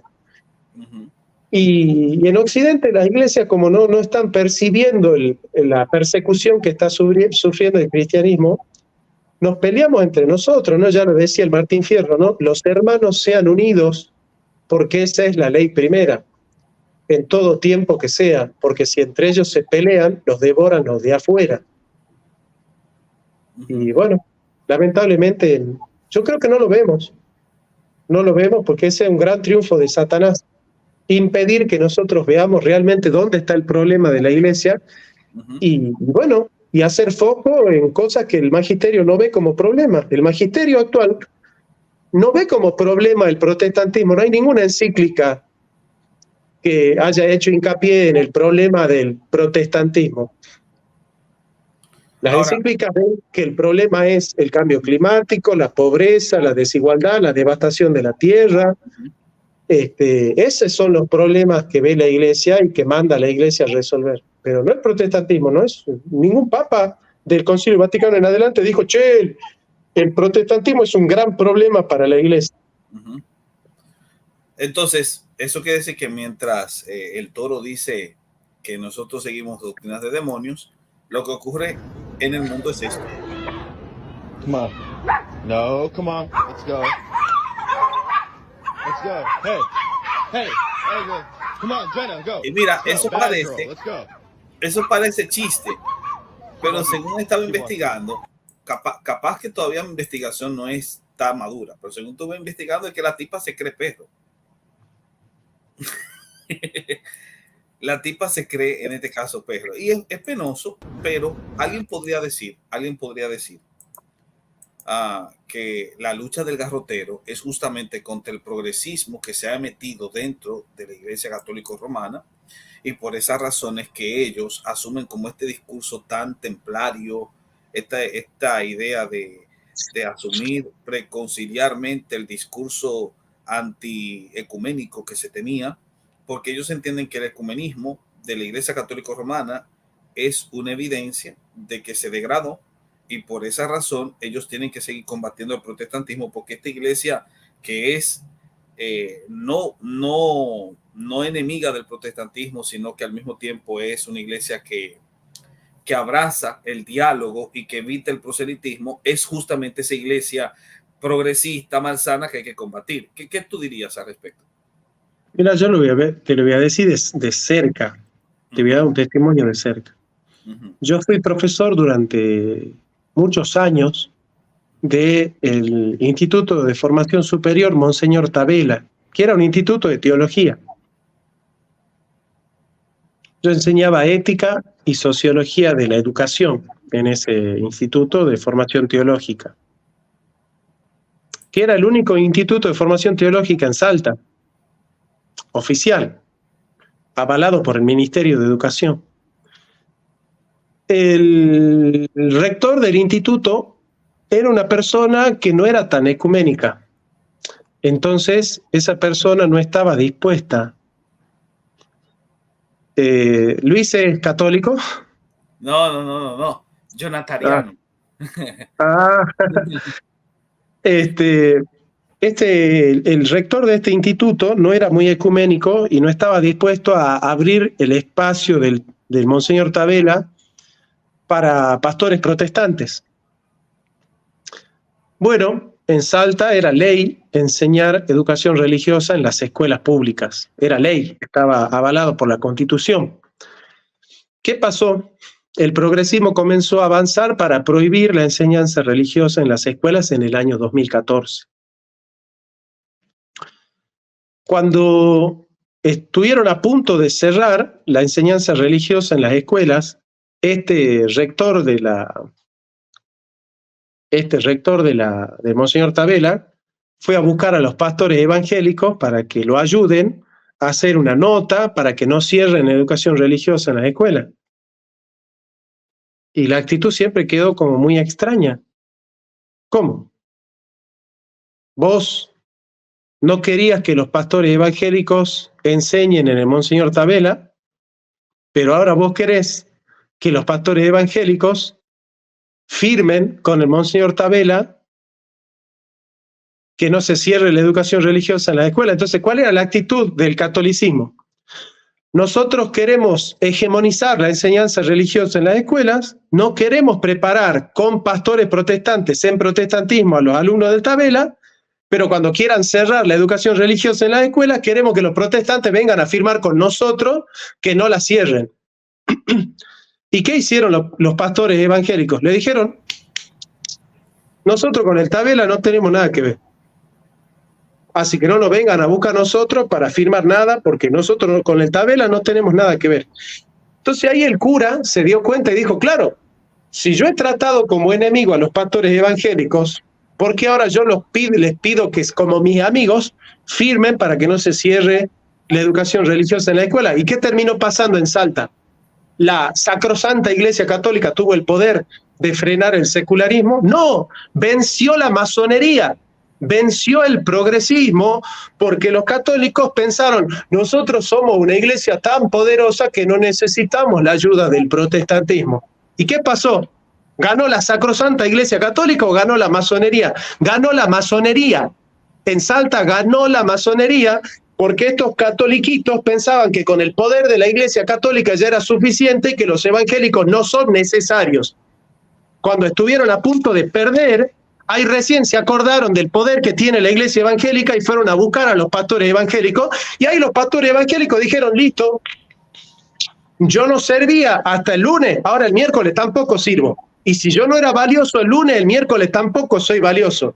Y ganó la masonería. Ganó la masonería. Entonces, yo lo que le quiero enseñar al catoliquito que nos está escuchando es, si vos no aceptás trabajar conjuntamente con la Iglesia evangélica, va a vencer la masonería.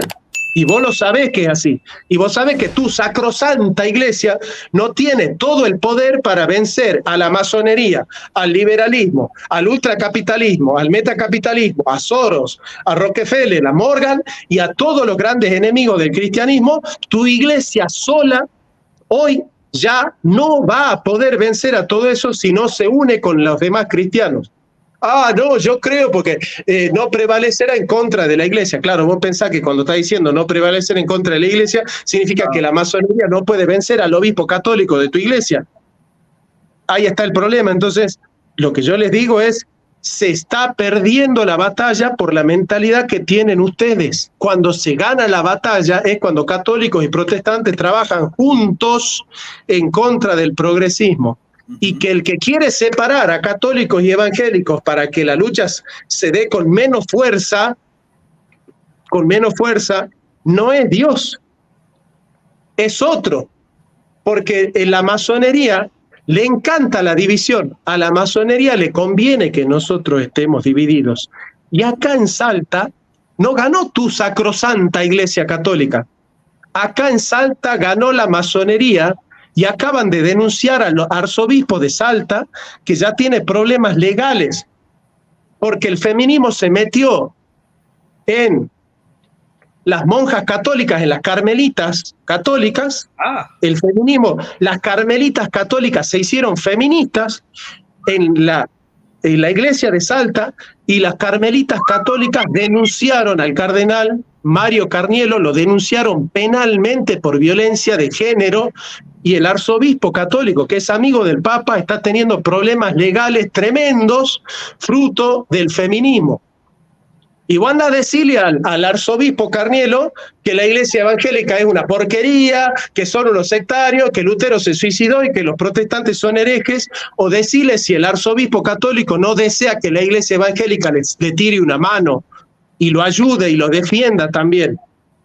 Y entonces cuando ustedes se vean realmente problemas y cuando realmente vean que la masonería está triunfando, se van a acordar del apóstata, del hereje y de Lutero que se suicidó, y van a decir, Lutero, por favor, che, vení, firmame. No te firmo nada. Si yo no serví ayer, tampoco sirvo hoy. Y si yo no era tu hermano ayer, tampoco soy un hermano hoy. Y si yo era un hereje ayer, también voy a ser un hereje hoy. Entonces, no se confíen, porque cuando triunfe la masonería, que ya está triunfando, aunque ustedes no lo vean, porque ustedes están, que el video de Toro, que el video del hereje protestante, que esto y lo otro, ustedes no están viendo cómo está avanzando el progresismo, cómo está avanzando.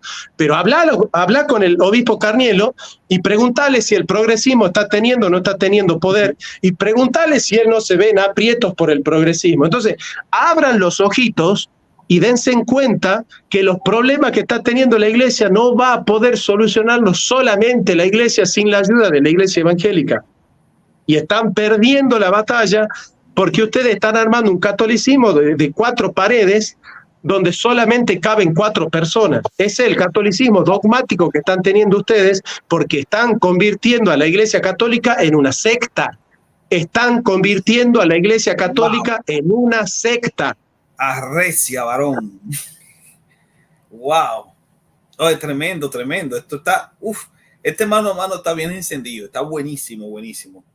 Wow, wow, qué bueno. Por cierto, te quería decir, y justamente entonces entrando al tema no. Tú has tirado unas bombas aquí que yo no sé ni qué voy a hacer. Has tirado unas muy buenas bombas. Mira, tocante al tema del debate, creo yo que sin duda alguna tú hiciste un gran trabajo en ese punto y obviamente presentaste toda obviamente una digresión interesante que el señor Urbina no pudo desarrollar del todo. Y aquí viene la cuestión tocante a lo que te quería preguntar. ¿Qué reflexiones tú pudiste extraer de ese encuentro que tuviste con Dante Urbina? Ese segundo encuentro. ¿Qué reflexiones tú pudiste extraer? Que te han servido y que te han enriquecido. Para mí las reflexiones teológicas son las más importantes, ¿no? Primero, entender que hay una rama del tomismo, que es el tomismo aviceniano, que al no haber penetrado en la resolución extensivo-intensiva del S, que es la rama de Cornelio Fabro que descubrió el Santo Tomás de la Suma contra los Gentiles, de alguna manera intentan darle una cierta autonomía a la criatura con respecto al Creador. Y esa manera de no comprender la cuarta vía de Santo Tomás no les permite ver la absoluta soberanía de la gracia, ¿no? Así que creo que es un problema metafísico el que está ahí de fondo. Y bueno, yo agradezco porque detrás del debate, yo para prepararme el debate tuve que leer mucho y he aprendido a respetar un poco más a Santo Tomás de Aquino. Yo realmente no había dimensionado hasta ese momento, digamos, la excelencia con la cual Santo Tomás de Aquino expone las doctrinas de la gracia.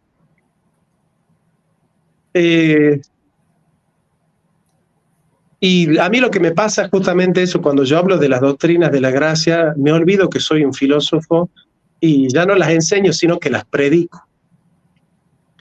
Amo tanto a las doctrinas de la gracia que me absorben, ¿no? Entonces, yo en el debate estaba extasiado. Sí, se te notaba. Estaba extasiado porque estaba hablando y estaba predicando. Ya me había olvidado de Urbina, porque me parecía tan ridículo que lo que él decía, me parecía de tan poco nivel intelectual lo que estaba diciendo. Un hombre que no leyó bien la Suma Teológica, que no conoce la Reforma, que se leyó 2 frases de Calvino y cree que entendió la Reforma. Digamos, me decepcionó tanto el nivel, que no hace distinciones, que no hace la distinción entre ciencia de visión, ciencia de pura inteligencia, ciencia de aprobación, voluntad antecedente, voluntad consecuente, no hace la distinción entre el a priori y el a posteriori, no hace la distinción entre gracia suficiente y gracia eficaz, no hace la distinción entre voluntad salvífica universal y voluntad específica salvífica, no hace ninguna distinción, es como que no quiero compararlo con ningún otro apologista católico que podría haber estado debatiendo sin hacer esas distinciones.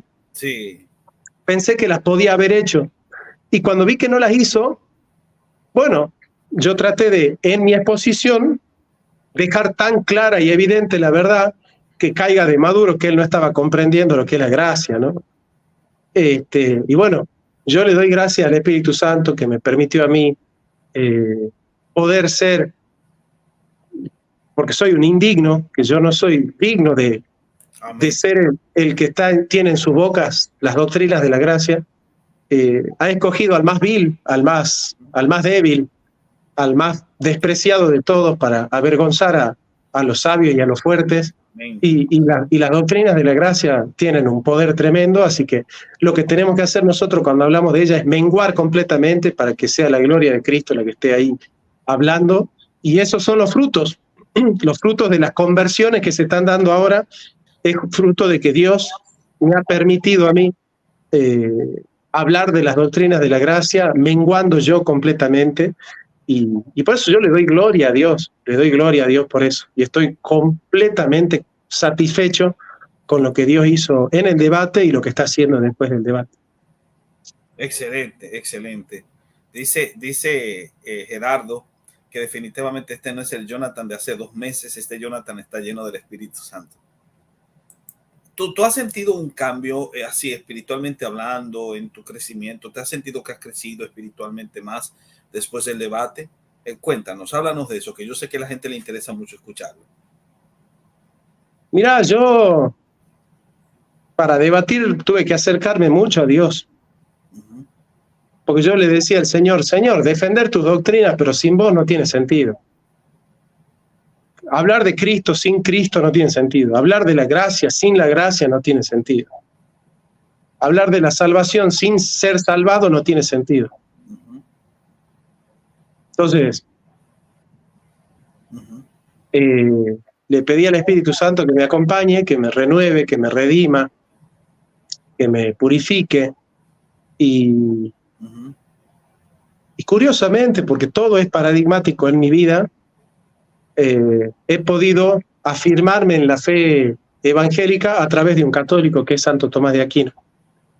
Ese Santo Tomás de Aquino me mostró, que te lo compartí una vez, yo tuve una clara revelación del Espíritu Santo en ese aspecto. Yo sé que esto van a recortar, van a decir, ¿cómo puede ser que un cristiano tenga una revelación del Espíritu Santo? ¿No? Como si el Espíritu Santo no fuese una persona que está con nosotros, ¿no? Que la Iglesia Católica tiene las doctrinas de la gracia, pero que no vive por las doctrinas de la gracia. Sí, algo así como la iglesia de Jacob y la iglesia de Saúl. Sí. A Jacob amé, a Esaú aborrecí, porque la iglesia de Esaú nació primero, pero sí, no tiene la promesa, porque la promesa la recibe el segundo, el que nació después. Esto hay que predicarlo. Esto hay que predicarlo. La Iglesia Católica es la iglesia de Esaú. Tiene todas las características de la iglesia de Esaú. nació primero en la carne. ¿Quién nació primero, Esaú o Jacob? Esaú. Y Esaú creía que era digno de la primogenitura porque dije, yo soy anterior. Ajá. Yo nací primero. La Iglesia Católica se jacta en la carne de haber nacido primero. Pero no es qué iglesia nació primero, sino cuál es la iglesia de la promesa. Esa es la iglesia de Jacob. Entonces, ¿quién se jacta de tener más poder? La iglesia de Jacob. ¿Quién se jacta de tener más dinero? La iglesia de Jacob. ¿Quién se jacta de tener más sabiduría? La iglesia de Jacob. ¿Quién se jacta de ser más antigua? La iglesia de Esaú. Perdón. ¿Quién se jacta de ser la de la carne? La que tiene más poder, la que tiene más dinero. La iglesia de Esaú. La iglesia de Esaú se jacta de la carne, se gloría en la carne, se gloría en la pompa, se gloría en el poder político, se gloría en las muertes, se gloría en la Inquisición, se gloría en ser más antigua, se gloría en tener más obras, se gloría en tener más santos, se gloría a sí mismo, porque es la más poderosa. Entonces, nosotros afirmamos rotundamente y decimos, la Iglesia Católica es la más antigua, sí. Es la más poderosa en la carne, sí. Es la que tiene más sabios, sí. Es la que tiene más obras, sí. Es la que tiene más, es la más grande, la más linda, la más pomposa, la más antigua, sí. Nosotros decimos sí. Esaú es más grande. Por eso se dice en la Biblia, el mayor servirá al menor. ¿Quién era el mayor? Esaú. Entonces, nosotros decimos, sí, la Iglesia Católica es la mayor. Es la mayor. Pero el mayor servirá al menor. Y nosotros nos gloriamos de no ser nada. Nos gloriamos de no tener nada. Porque somos la iglesia de Esaú. Somos la iglesia de la promesa. Entonces, nosotros no tenemos la pompa, no tenemos las peregrinaciones, no tenemos las reliquias, no tenemos ese dinero, no tenemos ese papa, no tenemos esa historia, no tenemos esos libros. Nuestros sabios no hablan 6 idiomas como ustedes. No tenemos nada de eso. Pero justamente por eso nos gloriamos en no tener nada más que Cristo. Nada más. No tenemos nada más que Cristo. Santo Dios. Lo que tenemos es la gracia. Y nada más. Eso somos. No tenemos nada más. Nosotros los evangélicos no tenemos de qué gloriarnos. No tenemos de qué gloriarnos. Nada más que de Cristo. No tenemos nada más que Cristo. Nada más que Cristo. Por eso nosotros somos la iglesia de Jacob, somos la iglesia de la promesa, porque no tenemos en la carne de qué gloriarnos, no tenemos de qué gloriarnos, nada más que de la gracia y de Cristo. Aleluya. No, la gente está muy emocionada, muy impactada con esta reflexión que has estado haciendo. Hay otros que no, obviamente, pero sí hay mucha gente que está muy impactada, muy emocionada por esta interesante presentación que estás haciendo. Esto es buenísimo. Mira, una pregunta que te quiero hacer, que también muchas veces es común. Hay personas que pensarían que tú estuviste debatiendo una postura católica romana, pero ¿hasta qué punto tu presentación es neta, única y exclusivamente católica romana? ¿O no podría decirse que está endilgada junto con todo el pensamiento de lo que la Reforma entiende por la predestinación? Lo que pasa es que el católico piensa que si Dios selecciona a unos y a otros no, ese Dios es injusto, es horroroso, maquiavélico. Uh-huh. Y piensa el católico que la postura católica es que Dios le da a todos la misma gracia, a todos la misma oportunidad y que quiere que todos se salven de la misma manera. Entonces, como el católico cree que Dios es eso, yo les mostré que Santo Tomás de Aquino cree que Dios selecciona, que Dios escoge, soberana e incondicionalmente.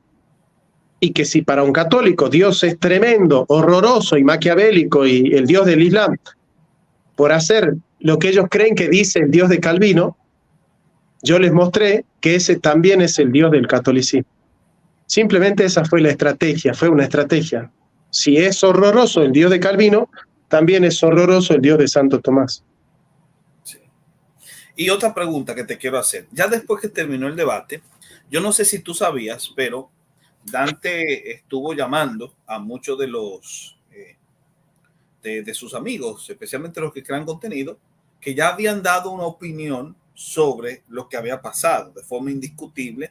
Tú habías ganado el debate y ya lo habían notificado. De hecho, aquí pusimos una vez un video recopilación de lo que ellos habían dicho. Pero Dante los llamó y les pidió que lo diesen por ganador por amor a las almas. Entonces ellos lo que hicieron fue muchos de ellos retractarse. Otros por lo menos fueron más coherentes y no hicieron eso y decidieron mantener su postura original.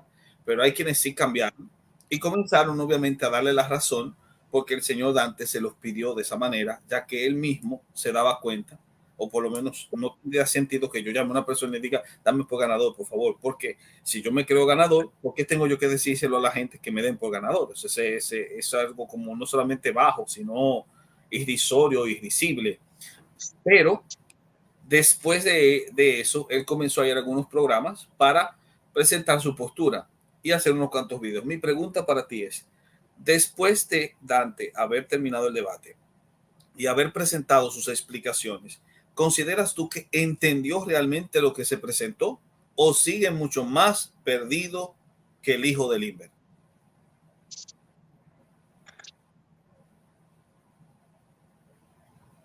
Ojalá que lo vea este video, ¿no? Pero yo pienso que Dante todavía no entiende. Todavía sigue hablando de que los elegidos fueron conocidos con ciencia cognitiva. Y el otro día cometió un error lógico que quien tiene formación filosófica no puede cometer nunca, salvo que esté muy afectado emocionalmente.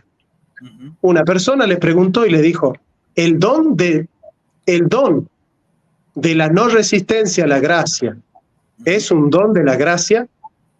Y él dijo, sí, pero es resistible. O sea, ¿dónde está la contradicción? Que él dice que si Dios me da la gracia para que yo no resista a la gracia, yo puedo resistir el don que me da la gracia para no resistir a la gracia. O sea, que si Dios quiere, que Dios cuando quiere vencer mi resistencia con la gracia, yo puedo vencer la gracia que me quiere hacer no resistir. ¿Te das cuenta? O sea, que yo puedo resistir la gracia irresistible. Eso es lo que está diciendo en el fondo. De hecho, tengo un video aquí, no sé si tú quieres verlo, es corto, es bien breve, de una opinión que hace Dante acá. Vamos a escuchar. Es destructiva para el calvinismo. Ramos en el debate se centraba en leer la Suma Teológica Prima, cuestión 23, pero ¿por qué no profundizó también en la cuestión 24 que habla sobre el libro de la vida? Y cuando habla sobre el libro de la vida, Santo Tomás habla de personas que primero están como ordenadas a la vida eterna y después no. Entonces, no es una preordenación incondicional e irresistible, porque una persona puede estar inicialmente ordenada a la vida eterna y Dios lo sabe y lo tiene en cuenta en su libro, porque eso está discutiendo Santo Tomás en la cuestión 24, y luego Dios también sabe que después esta persona ya no va a estar ordenada a la vida eterna. Ahí prácticamente él está diciendo que los predestinados pueden perderse. Cuéntanos sobre eso. Vamos a ver, ¿él entiende bien la doctrina católico-romana en ese punto o no? Y sobre todo las reformas. Sí, yo estoy escribiendo un libro sobre eso. El predestinado no se puede perder. Lo que está diciendo Santo Tomás es que hay otro grupo que está ordenado a la salvación, pero no por predestinación. Eso sí se pueden perder. Eso está diciendo Santo Tomás. Santo Tomás dice, podemos estar ordenados a la salvación de dos modos, por gracia y por predestinación. Sí. Ahora, el que fue ordenado a la salvación por predestinación, ese no se puede perder, porque eso implicaría que el plan de Dios puede fracasar, y nosotros no adoramos a un Dios fracasado. Mira qué buen punto, buen punto. Entonces, en ese sentido, esta apelación que hace Dante es simplemente una evidencia de que no entendió a Tomás de Aquino, y la otra cosa es cómo calificarla. Es decir, ¿se puede decir que es una afirmación semipelagiana o molinista? Claro, o sea, esa postura siempre en algún momento que no sos reformado, va a tener que afirmar que hay algo que no viene de la gracia. Sí. Si todo viene de la gracia, entonces por predestinación. Si yo me arrepiento por gracia, es porque fue predestinado. Si yo persevero por gracia, es porque fue predestinado. La predestinación es la preparación de la gracia. Entonces, si yo digo, no, está bien, Dios me da la gracia, pero esto lo tengo que hacer yo. Yo tengo que querer. es semipelagiano. Yo tengo que perseverar, eso es semipelagiano. Yo tengo que poner mi parte, eso es semipelagiano. Pensar que Dios hace el 99% y que yo hago el 1%, eso es semipelagiano. Ese 1% es semipelagiano. O sea, la famosa frase semipelagiana que dicen, el que hace lo que está de su parte, Dios no le niega la gracia. Eso es semipelagiano. Okay. ¿Por qué? Porque este 1% lo pongo yo. Entonces, ¿qué dice Santo Tomás? El 100% de lo que pasa en el predestinado, ese 100% es don de la gracia. El 100%. Un saludo para Hugo Ariza, que ahí me escribió, que nos está viendo. Querido Hugo, siempre es un placer estar contigo, hermano. Sí, es semipelagiano decir, no, yo acepto que Dios me da el inicio de la fe, pero luego yo tengo que perseverar. Eso es semipelagiano. No, yo acepto que el comienzo de la salvación es por gracia, pero luego yo tengo que continuar con las obras. Eso es semipelagiano. No, yo acepto que la gracia me ayuda, pero yo tengo que querer. Eso es semipelagiano.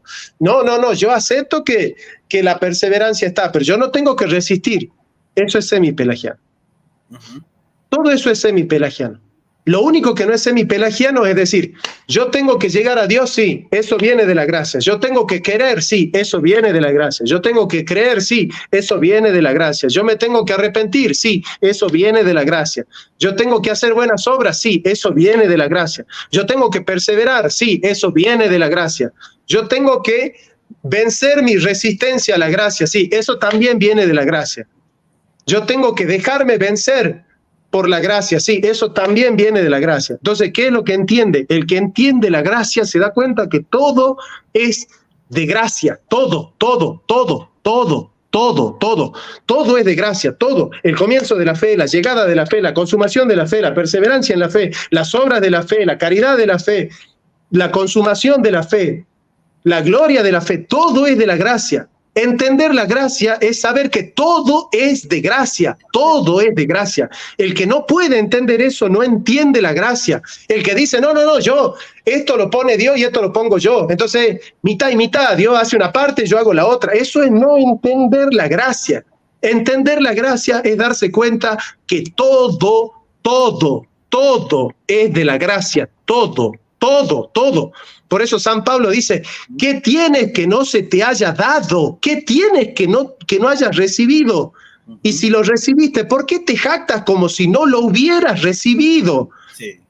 Ese es el fundamento de la gracia, ese es el fundamento de la gracia. Si hay alguien que quiere entender la gracia, tiene que entender que todo es de la gracia, todo es de la gracia. El que no puede hacer su teología entendiendo que todo es de la gracia, no puede hablar de Dios.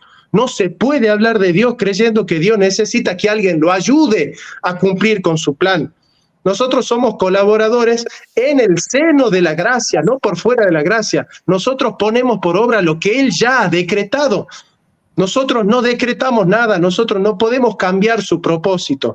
Nosotros solo vamos a cumplir su propósito, pero no lo podemos modificar ni lo podemos frustrar, porque la palabra de Dios no ha fracasado, porque no todos los que descienden de Israel son israelitas, ni todos por ser descendientes de la carne de Abraham son todos hijos de Abraham, sino en Isaac te será llamada descendencia, esto es. No lo que son los hijos según la carne son hijos de Abraham, sino lo que son hijos según la promesa son contados como hijos. Y la palabra de la promesa es esta: por este tiempo vendré y Sara tendrá un hijo. O sea, el hijo que vale es el hijo de la promesa, no importa lo que haga la carne, no importa. Según la carne, Ismael puede ser primero. Según la carne, Ismael puede ser más sabio. Según la carne, Ismael puede ser más bueno. Según la carne, Ismael puede ser más lindo. Según la carne, Ismael puede ser más tierno. Según la carne, Ismael puede ser más grato. Según la carne, Ismael puede tener más gloria. Pero no importa. Lo que importa es la promesa. Y la palabra de la promesa es esto: que Isaac será hijo de Abraham. Ese es el hijo de la promesa. Y aunque Isaac sea más débil, aunque sea lo más vil, aunque sea lo más tonto, aunque sea lo más necio, aunque sea lo más pobre, aunque sea lo más pecador, aunque sea lo más malo, Dios lo va a transformar porque ese es el hijo de la promesa. Dios no nos ama porque somos buenos, nos hará buenos porque nos ama. Entonces, el que es de la promesa dará fruto al 100%, porque el que empezó la buena obra la perfeccionará hasta el día de Jesucristo. Y en la carne, Esaú puede ser más noble, y puede ser más sabio, y puede ser más bueno, y puede ser más santo. En la carne, Esaú puede tener toda la gloria que quiera. Lo que pasa es que no es el de la promesa. No es el de la promesa. Entonces hay que entender eso, que Dios le da la gracia de la predestinación al de la promesa. Amén. Al de la promesa. Y entender eso, que no importa lo que nosotros hagamos en la carne, lo que importa es lo que hagamos en el Espíritu, pero todo depende de la gracia, todo depende de la gracia. Si no entienden que todo depende de la gracia, no entienden nada del cristianismo. Si hay algo que el hombre quiere tener gloria o quiere tener parte o quiere hacerlo por su propia cuenta, no entiende. Por eso el Antiguo Testamento dice, Isaías 52:3, Señor, harás paz con nosotros porque tú hiciste en nosotros todas nuestras obras, todas nuestras obras. Entonces Dios hace en nosotros lo que nos pide que hagamos. Él es el que hace la obra, Él es el que hace la obra. Obviamente que yo soy el que la ejecuta, yo soy el que quiere, pero Él es el que pone el querer. Yo soy el que corre, pero Él es el que me hace correr. Yo soy el que se arrepiente, pero Él hace que yo me arrepienta. Yo soy el que cree, pero Él hace que yo crea. Yo soy el que quiere, pero Él hace que yo quiera. Yo soy el que persevera, pero Él hace que yo persevere. Yo soy el que busca, pero Él hace que yo busque.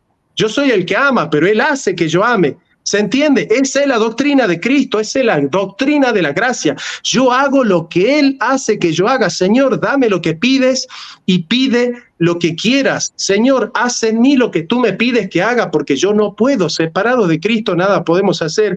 Esta es la obra del Padre, que creáis en Jesucristo, en quien Él ha enviado. Esa es una obra de Dios. Todo es una obra de Dios. Yo soy el que pone por obra, pero es Dios el que da tanto el querer como el hacer. Él es el que perfecciona, y el que empezó la buena obra, Él mismo la perfeccionará hasta el día de Jesucristo.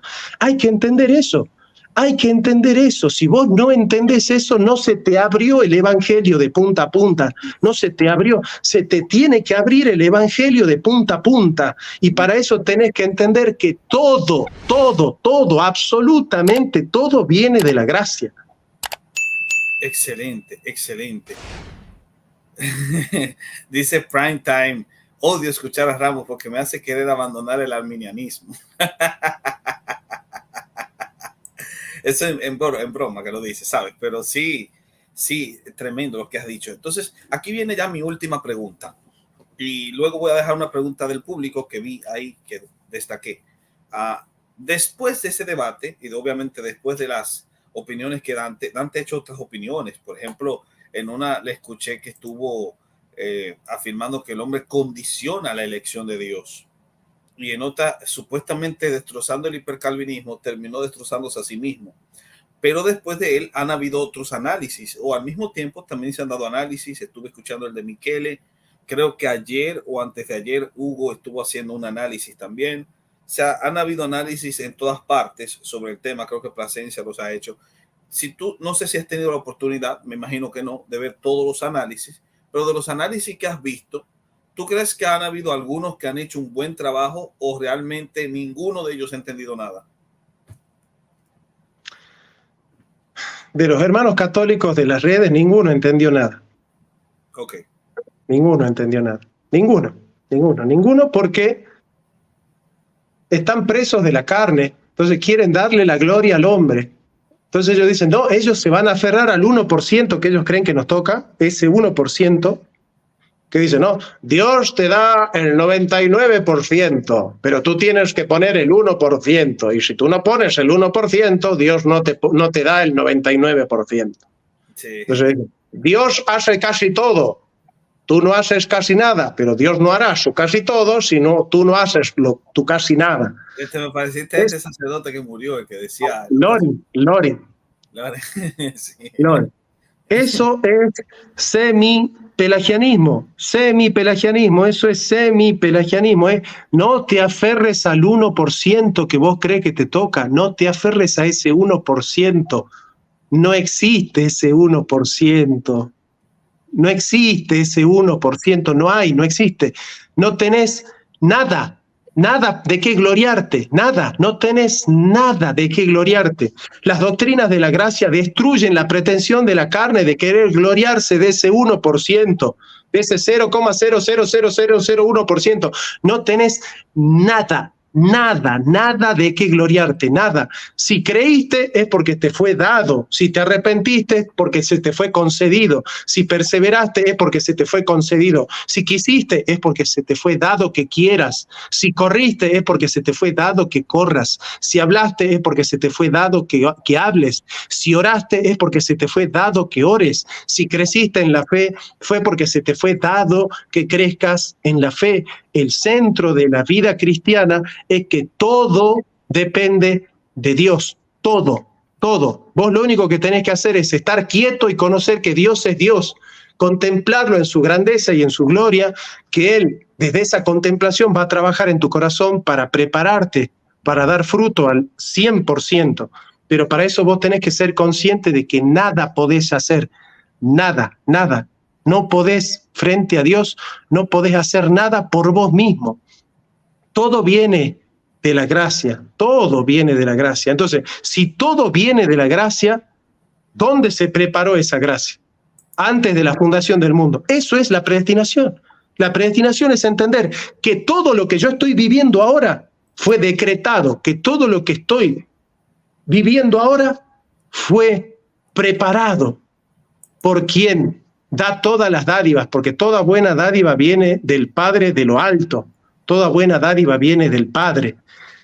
Entonces, entiendan, por favor, entiendan. Renuncien a ese 1%. Renuncien a ese 1%. No se aferren, porque es la carne la que te está tentando a querer darte gloria con ese 1%. Ese 1% es falso. Vos haces 100% la obra, pero porque es Dios el que ha preparado 100% la gracia. Entonces no es un 1% versus un 99%, es 100% el hombre que cree porque es 100% la gracia que te hace creer, es 100% que el hombre persevera porque es 100% que la gracia te preparó para perseverar. Dios hace en mí lo que me pide que yo haga. Dios hace en nosotros lo que nos pide que hagamos. Ese es el misterio de la gracia. Esa es la gracia. Entender la gracia es entender eso. No existe un 1%, no hay un 1% de nada. No renuncia a ese 1%, no existe, porque ese 1% te va a permitir acercarte a Cristo, a decirle, Señor, ¿qué tengo que hacer para recibir la vida eterna? Y vas a terminar humillado, porque cada vez que vos te aferrás a ese 1% delante de Dios es trapo de inmundicia. Ante tus glorias más excelsas, ante tus obras más perfectas, aquellas que vos crees que esas obras son perfectas y dignas, frente a la gloria de Cristo, eso es basura, todo lo tengo por basura. Así dice San Pablo, por basura, todo lo tengo por basura, por el amor de Cristo, es basura, es porquería. Todas tus obras son una porquería al lado de la gracia de Dios. Por eso vos solo te aferrás a la gracia y es esa gracia la que produce las obras de la santidad. Por eso obrás como si todo dependiera de Dios y obrás como si todo dependiese de vos mismo, porque sos vos el que obra, pero es Dios el que hace que obres. Ese es el centro del Evangelio. Tenés que entender el centro del Evangelio. Si no entendés el centro del Evangelio, no sabés quién es Dios y te vas a acercar a Dios preguntándole a Dios qué tengo que hacer. ¿Cómo te vas a acercar a Dios preguntándole qué tengo que hacer? Vos no le podés preguntar a Dios qué tengo que hacer, porque no podés hacer nada. Por eso los apóstoles, cuando este joven rico se acerca y le pregunta, Señor, ¿qué tengo que hacer para recibir la vida eterna? ¿Por qué me llamas bueno? ¿Acaso hay alguno bueno? Solo Dios es bueno. Y si te acercas a Dios preguntándole qué tengo que hacer, Dios te va a poner la ley. Te va a poner la ley porque vos le estás preguntando a Dios, Señor, ¿qué tengo que hacer? Vos no te podés acercar a Dios diciéndole qué tengo que hacer. Vos te tenés que acercar a Dios diciendo, Señor, perdona mis pecados porque mis obras, Señor, son trapos de inmundicia frente a la gloria de Cristo. Yo no me puedo acercar a Dios preguntándole qué tengo que hacer, porque yo no puedo hacer nada. Si Dios es el Dios de la misericordia, yo no puedo hacer nada. No puedo hacer nada. Mis obras son trapos de inmundicia, son basura. delante de la gloria de Cristo. No me puedo acercar preguntándole qué tengo que hacer. Una persona que conoce a Dios no se acerca a Dios diciéndole qué tengo que hacer. Una persona que conoce a Dios se acerca a Dios diciendo, Señor, sé propicio a mí que soy pecador. Sé propicio a mí que soy pecador. Ese es el verdadero cristiano, el que dice, sé propicio a mí que soy pecador. Y ese será exaltado. Y el otro que se acerca diciendo, ¿qué tengo que hacer? Confiando en sus obras que son basura y trapo de inmundicia, ese va a ser humillado. Ese será humillado. Como se fue el joven rico, humillado. Por eso los apóstoles le dijeron, Señor, entonces, ¿quién podrá salvarse? Lo que es imposible para los hombres es posible para Dios. Acércate a Dios humillado. Olvídate de la iglesia que te dice que podés confiar en tus obras. Olvídate de la iglesia que te enseña que tenés que aferrarse a este 1%. Aferrate a la iglesia que te dice no confíes en tus obras porque tus obras delante de la gloria de Cristo son trapos de inmundicia. Nosotros los cristianos hacemos obras movidos por la gracia, pero nosotros no confiamos en las obras de la gracia, confiamos en la gracia de las obras. Esa es la gran diferencia. Nosotros no confiamos en las obras de la gracia, confiamos en la gracia de las obras. No confiamos en las obras que nosotros hacemos, sino en las obras que Dios hace en nosotros. Pero por puesto los ojos en Cristo, que es autor y consumador de la fe. Siempre puesto los ojos en Cristo. En Cristo, yo no puedo mirarme a mí, por eso Lutero dice, Señor, si yo me miro a mí desespero, pero si te miro a ti tengo esperanzas. Entonces yo no me puedo mirar a mí, si yo me miro a mí veo el infierno, porque yo veo mis obras, soy consciente de mi pecado, veo mis obras y sé que el destino que me toca si yo juzgo mis obras es el infierno, porque el que quiere cumplir toda la ley pero la ofende en un solo punto, se hace culpable de haber violado toda la ley por completo. Santiago 2:10. Entonces yo tengo que obrar, pero no puedo confiar en mis obras. Tengo que arrepentirme, pero no puedo confiar en mi arrepentimiento. Tengo que creer, pero no puedo confiar en mi fe. Entonces, ¿en quién tengo que confiar? En Cristo. Cristo es el que hace que yo me arrepienta, Cristo hace el que yo crea, Cristo hace que yo obre, Cristo hace que yo me arrepienta. Es Cristo, solo Cristo, solo Cristo. Entonces, pensar solo en Cristo, amar solo a Cristo, mirar solo a Cristo. Por eso es puesto los ojos en Cristo, autor y consumador de la fe. Perdón. Santo. Óyeme, esto aquí se encendió. Si yo le agrego algo, lo daño. Por lo tanto, quiero que tú des unas palabras finales a la gente. De hecho, tenía unas preguntas que presentaste un video, pero no lo voy a hacer. No lo voy a hacer.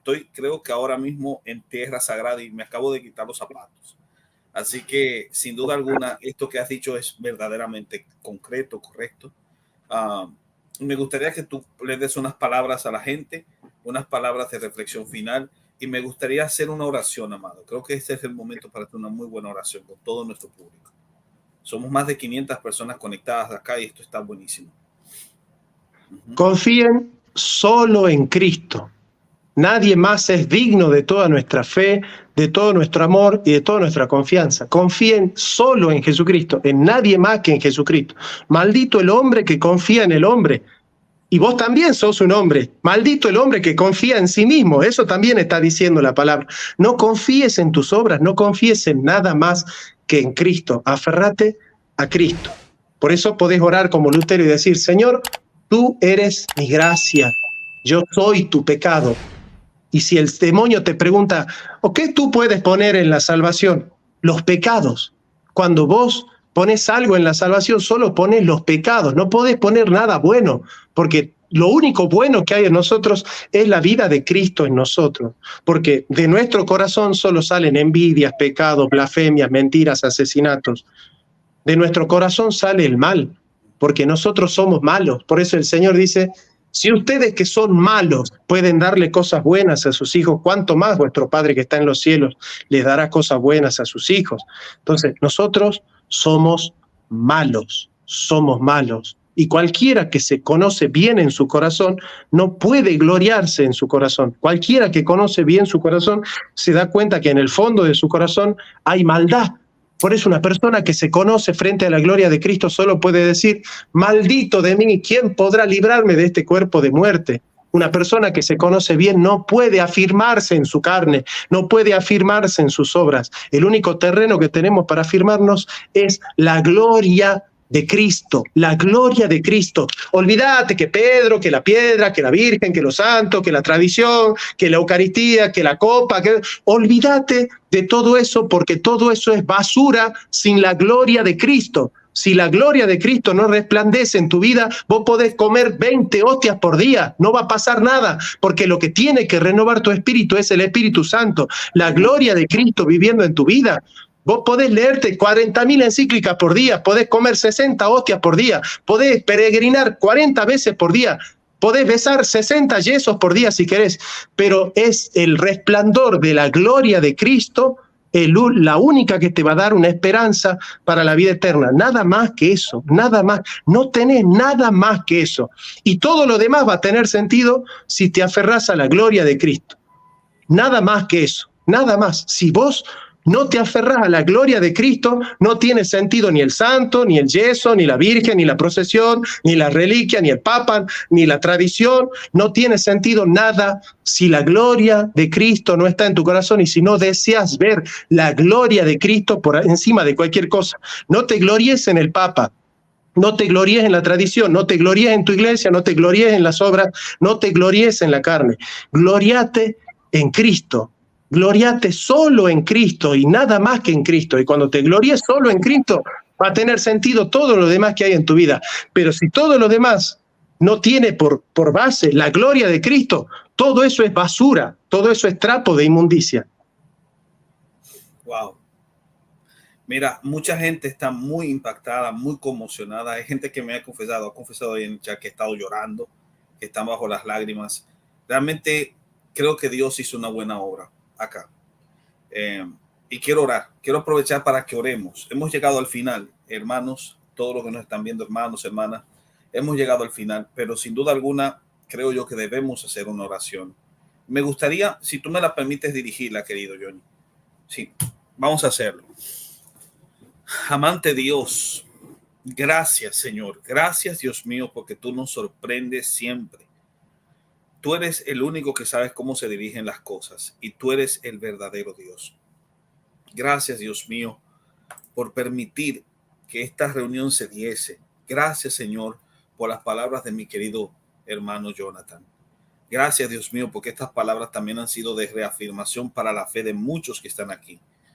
Gracias por conmocionar a muchos hasta las lágrimas e inclusive por convencer a aquellos que tenían dudas o que estaban renuentes a. Gracias, Dios mío, por fortalecer, porque este es el mensaje tuyo. Gracias, Dios mío, por fortalecer también la fe de mi hermano Jonathan. Gracias porque también él está siendo un instrumento para reforzar la fe de muchos también. Manténlo siempre con esa pasión, con ese deseo, y que mientras más profundice en este tema tan glorioso de la gracia, mucho más, Señor, pueda perderse en las aguas de tu espíritu y regocijarse en el gozo que realmente se encuentra en la verdad de esta salvación tan grande que recibimos. Te pido en el nombre de Jesús que lo conviertas en una Dalit y en un gran instrumento para muchos en Latinoamérica encontrar y conocer bien esta verdad, y que tu gracia y tu amor nos ayuden a mantenernos siempre bajo la consigna que una vez dijo Lutero: me miré a mí mismo y vi imposible salvarme. Miré a Cristo y vi imposible perderme. Que nosotros podamos tener siempre esa convicción en nuestros corazones. Por los méritos de Cristo oramos. Amén. Johnny, de verdad que esto ha sido una gran bendición, de verdad que sí. Una gran bendición, y creo que sin duda alguna mucha gente lo entiende de esa manera. Así que nada, te deseo lo mejor, de verdad que sí. Y vamos a mantenernos porque esto seguirá desarrollándose más y profundizándose mucho más. Se necesita, creo que es lo que más necesitamos escuchar en redes. Bueno, oren por mí. Sí. Oren por mí. El enemigo nunca afloja en su acecho. Y el libro que estoy escribiendo necesita que yo esté compenetrado, ¿no? Así que... Dice alguien, creo que alguien escribió diciendo que hagamos más este programa más. Estaba buscándolo. Sí, que hagamos más de este programa. Y sí, creo que nosotros seguiremos haciendo. Así que gracias, amado. Ah, mira el bueno de Leonardo que está por ahí. El bueno de Leonardo. Sí, qué bien. Amado. Un abrazo. Gracias. Antes de que nos vayamos, ¿cuándo tú crees que más o menos estará listo ese libro? Dios sabe. Okay. Dios sabe. Pero estoy trabajando. De hecho, no estoy respondiendo a nada de las acusaciones del señor Urbina, porque estoy trabajando. Simplemente decir que el libro que él está citando lo escribí hace 10 años, prácticamente 8. Y bueno, en buena hora que nosotros podemos ir progresando en esta comprensión de las cosas. Claro. Cuando yo afirmo el semipelagianismo de Santo Tomás, lo afirmo en el ámbito de la antropología teológica, no en el ámbito de la amartiología ni de la soteriología. Así que bueno, son aspectos distintos. Uno puede ser semipelagiano en un aspecto y no en el otro, ¿no? Así que bueno, pero de todas maneras he crecido en mi comprensión del Aquinate. Y bueno, bendito sea Dios que el señor Urbina no puede arrepentirse de nada de lo que ha dicho en la antigüedad. Pero bueno, yo sí me arrepiento de muchas cosas que dije, fui creciendo y en buena hora, ¿no? Así que fuerte abrazo. Qué bendición. Bueno, pues entonces, desde que esté el libro, mucha gente quiere que lo compartas. Hay mucha gente que está interesada en el libro de teología de la teología, que ya por cierto está disponible. Así que sí. Vamos a ver cómo después podemos hacérselo llegar o cómo la gente puede conseguir ese material. Me escriben. Sí. En mi canal de YouTube ahí está el link donde del canal de Gmail, cursofilosofia@gmail.com. Excelente. Amado, gracias. Bendiciones. Siempre, de verdad que sí. Para mí es un placer tenerte acá. Igual, siempre.